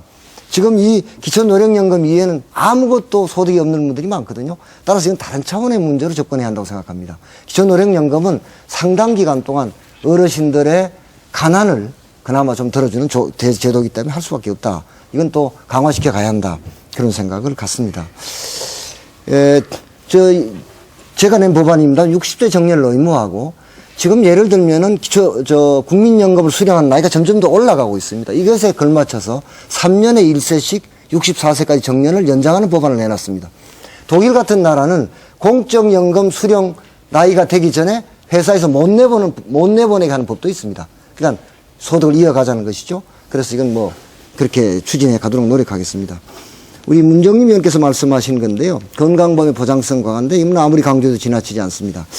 그래서 사실은 저희들 생각은 입원비가 1년에 입원비가 100만 원을 넘지 못하도록 하겠다. 다시 말하면 얼마를 병원에 입원해서 의료 진료비가 나오더라도 100만 원. 왜냐하면 중병 걸리면 지금 보통 집안은 풍비박산이 나고 말지 않겠습니까? 이런 걸 방지하기 위해서 그 의료비를 1년에 100만 원으로 제한하겠다. 저소득층에 대해서는 의료급여를 확대해서 이들에게 건강한 그런 그 삶을 누리도록 도와드리겠다. 이런 말씀 드립니다. 네, 감사합니다. 지금 노인 복지 대책에 대한 상호 토론 진행하고 있습니다. 그러면은 마지막 모두 발언 새누리당 김희정 의원 해주시죠. 네. 정말 국가와 자녀를 위해서 젊음을 바친 어르신들께서 손에 아무것도 쥔 것이 없이 가난의 문제와 부딪히고 있습니다. 그래서 저희 새누리당은 안정적인 이 소득원을 가질 수 있도록 하는 게 첫 번째이고, 두 번째는 건강하게 노후를 즐길 수 있도록 하자라는 게 생각입니다. 그래서 실제로 제가 저희 지역에서도 어르신들을 만나면 폐지와 고철 같은 것을 주어서 근근히 하루하루를 연명하고 계신 많은 분들을 만납니다. 그런 분들의 희망사항은 정말 내가 일할 수 있을 때까지 나한테 맞는 일자리가 끊이지 않고 있었으면 좋겠다라는 생각을 하고 계십니다. 그래서 저희는 당장 내년도에 정부와 협의를 해서 25만 개 어르신 일자리를 만드는 것을 당정 협의를 통해서 마련하고 있습니다. 이것을 차츰 늘려서 어르신들에게 맞는 맞춤형 일자리를 내년도 25만 개에서 앞으로도 더 늘려나가는 방법을 제시를 하고자 합니다. 두 번째는 건강 문제입니다. 돈이 가장 많이 들어가는 4대 중증 질환이 있습니다. 암, 뇌혈관, 심혈관, 그리고 희귀 난치성 질환 같은 경우는 한 병에 걸리면 완전히 전 집안이 몰락을 합니다. 그래서 이 4대 질병에 대해서는 국가가 책임을 질 수 있도록 그런 정책을 내놓고 있습니다. 또 겨울철이 지나면 폐렴으로 돌아가시는 분들이 많습니다. 그래서 내년부터는 당장 폐렴구균을 국가에서 무료로 접종하는 것도 저희 새누리당의 정책입니다. 건강을 지켜드리도록 하겠습니다. 네, 감사합니다. 통합진보당 오병현 의원 반론해 주시죠. 예, 좋은 정책들 많이 갖고 계시네요. 예를 들면 말씀하신 4대 중증 질환 지금 제안하셨는데 저희 2004년 정책입니다. 거의 차이가 없어요. 2004년 저희들이 주장했던 거하고. 다행히 좀 그렇게 됐으면 좋겠어요. 저희들이 주장할 때는 저거 좀 약간 공산주의적 발상 아니야? 이런 소리도 좀 들었고요. 좋은 얘기인데 되겠어? 이런 소리를 들었는데 이번에는 좀 어느 당이냐를 떠나서 이런 공약이 주장되면 반드시 좀 힘을 합해서 같이 했으면 좋겠다. 이 부탁을 먼저 드립니다. 어떤 당이 못 졌습니까? 좋은 정책 하면 되는 거 아닙니까? 그래서 꼭 좀 될 수 있도록 해주셨으면 좋겠는데 불안한 게 아까도 말씀드렸지만 지금 5년 전 이명박 대통령 취임하면서 했던 복지 공약 그대로만 좀 했으면 지금 이 토론 훨씬 한 단계 진전됐을 거거든요. 문제는 안 된다는 거거든요. 저희는 집권을 한 번도 해본 적이 없어가지고 사실은 뭐 책임이 없다 이런 건 아닙니다만은 저희는 다른데 집권을 한 정당들은 지금까지 주장했던 것에 대해서 책임을 져야 됩니다. 저는 지금 제출한 정책도 좋은 정책이라고 생각합니다. 그런데 되느냐는 문제입니다. 집권 정당 책임져야 되지 않겠어요? 네, 바로 정리해 주시고요. 호점에 대해서 어떤 책임을 질 건지 답을 해 주셨습니다. 네, 계속해서 선진통일당 문정림 의원 반론하시겠습니다. 예,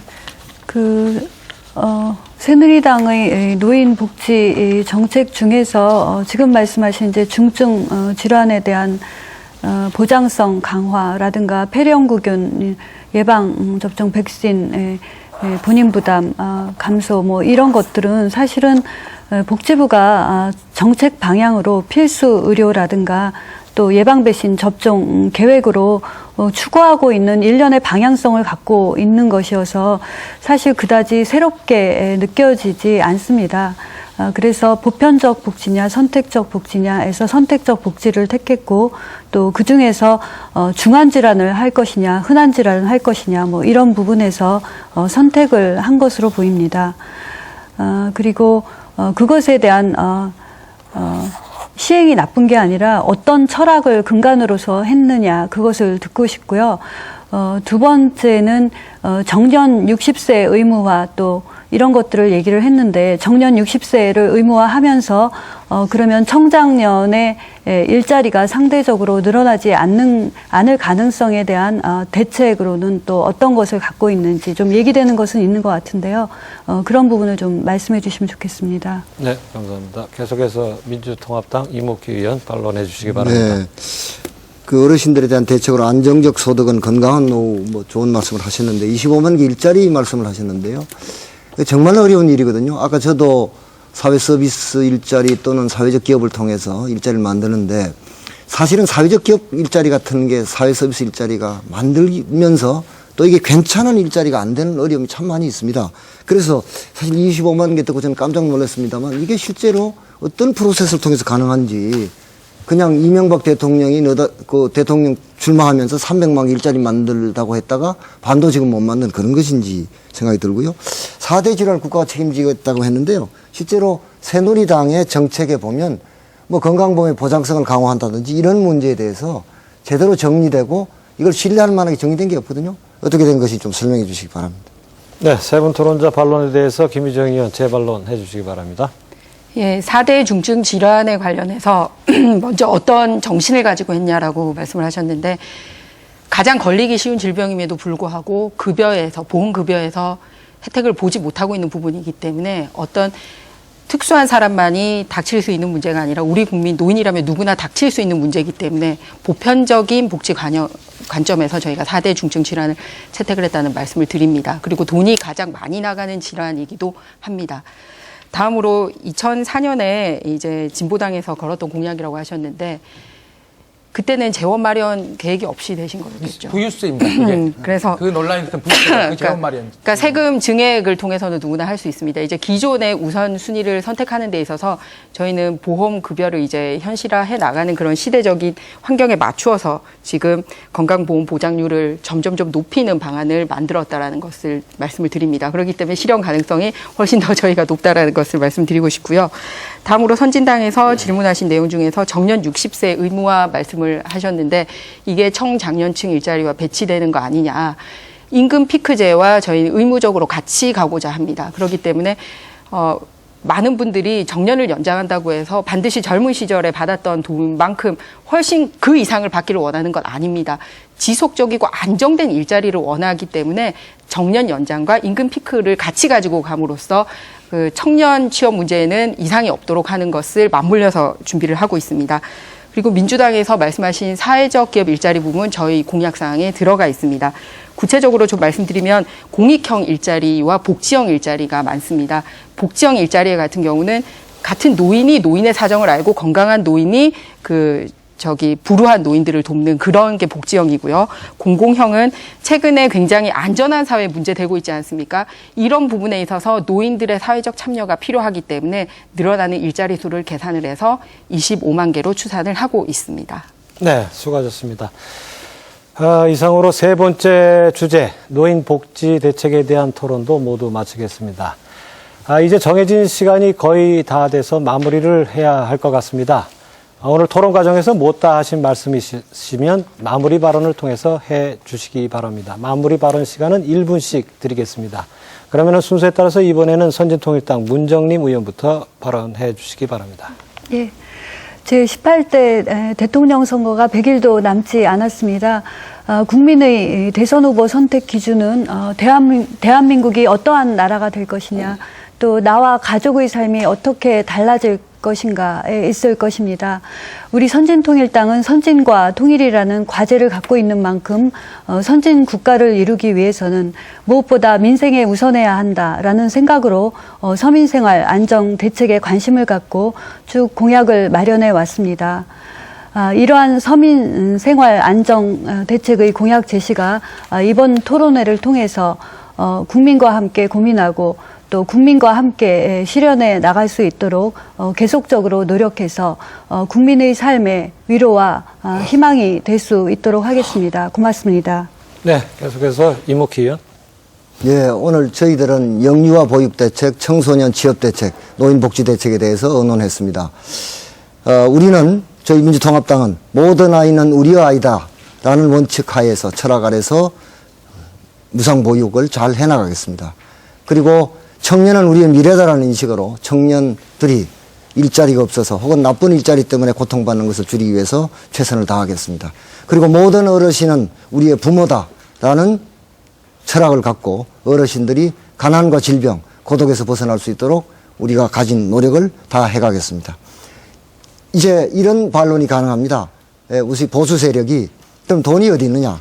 그것은 지금까지 말씀드린 것은 이명박 정권이 한 부자 감세만 철회해도 충분히 가능하다. 그런 말씀드리고요. 그 외에도 음성 탄루 소득에 대한 가세 강화, 정부 재정 지출의 축소, 비과세 감면의 축소 등등을 통해서 충분히 가능한 것이다. 이렇게 말씀드립니다. 강한 복지국가로 국민 여러분께 보답하겠습니다. 네, 감사합니다. 계속해서 김희정 의원. 예, 앞서 복지 정책이 잘 되었으면 이런 복지 토론할 필요가 없지 않냐라고 말씀을 하셨는데 복지 비용과 관련해서 말씀을 드리자면 이번 한 해 예산 약 300조 중에서 28%가 바로 복지 예산이고 역대 어느 정권 때보다도 복지 예산에 대한 비율을 높게 책정을 하고 있습니다. 다만 복지의 방향과 관련돼서 말씀을 드리고 싶습니다. 저희 새누리당은 수혜자 입장에 따른 맞춤형 복지를 하고자 합니다. 실제 필요한 사람에게 필요한 복지를 주자는 거죠. 그리고 다음으로는 일을 통한 복지입니다. 그냥 앉아서 시혜성 복지로 거기에 안주하는 게 아니라 자립과 자활을 통해서 새로 서민 생활을 안정을 도모할 수 있는 그런 일하는 복지입니다. 그리고 지속 가능한 복지입니다. 한 번 시혜성으로 퍼주는 것은 가능할지 모르지만 다음 세대까지 이어지기 위해서는 분명한 재원 마련이 있어야 되고 지속 가능해야 됩니다. 이를 통해서 가족의 행복을 추구하는 것, 그래서 행복한 대한민국을 만드는 데 앞장서겠습니다. 네, 끝으로 오병윤 의원 마무리 발언해 주시죠. 누구나 열심히 일만 하면 배우고 싶은 사람은 배우고 아픈 사람은 치료받고 그것이 우리 서민들이 바라는 희망의 세상 아니겠습니까? 모든 국민은 행복하게 살 권리가 있다. 이것이 헌법의 기본 정신입니다. 그래서 복지는 더 이상 국가가 베푸는 시혜가 아니라 모든 국민이 누려야 할 권리다. 이래야 됩니다. 여야를 막론하고 사회 안전망이 무너져 있고 사회 양극화가 진전되어서 복지 정책이 강화돼야 한다고 주장을 합니다. 복지는 재원을 필요로 합니다. 이명박 정권은 복지했지만 4대 강에 22조를 쏘아부을 돈은 있었지만 보육력 지원비는 없는 현실. 이것이 오늘 복지의 현주소입니다. 그래서 바꾸지 않고는 안 됩니다. 최고 정책 결정권자인 대통령을 제대로 뽑는 것. 그래서 평화 대통령, 노동 대통령, 서민 대통령, 복지 대통령. 이것이 통합진보당이 그리는 꿈입니다. 이 꿈을 국민 여러분과 함께 이번 대선에서 반드시 실현하겠다는 약속을 올립니다. 감사합니다. 네, 네 분 토론자 수고 많으셨습니다. 오늘 토론회에서는 추석을 앞두고 서민 생활과 관련된 얘기를 해봤습니다. 시청자 여러분 어떻게 보셨습니까? 여러 차례 선거를 치르면서 각 당에서 정책들을 내놓고 있지만 서민을 위한 민생과 복지의 중요성은 이번 선거에서 특히 부각되고 있는 것 같습니다. 그러나 무엇보다 중요한 것은 실현 가능성이 아닐까 생각합니다. 오늘 각 당이 제시한 정책 가운데 어떤 것들이 실현 가능하고 또 어떤 것들이 실현 불가능한 것인지 국민 여러분께서 꼼꼼히 살펴봐 주시기 바랍니다.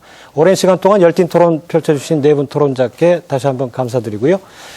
앞으로 10월과 11월 공직선거 정책 토론회는 한 차례씩 더 있을 예정입니다. 많은 관심과 시청 바랍니다. 이상으로 중앙선거방송 토론위원회가 주관한 제1차 공직선거 정책 토론회 모두 마치겠습니다. 감사합니다.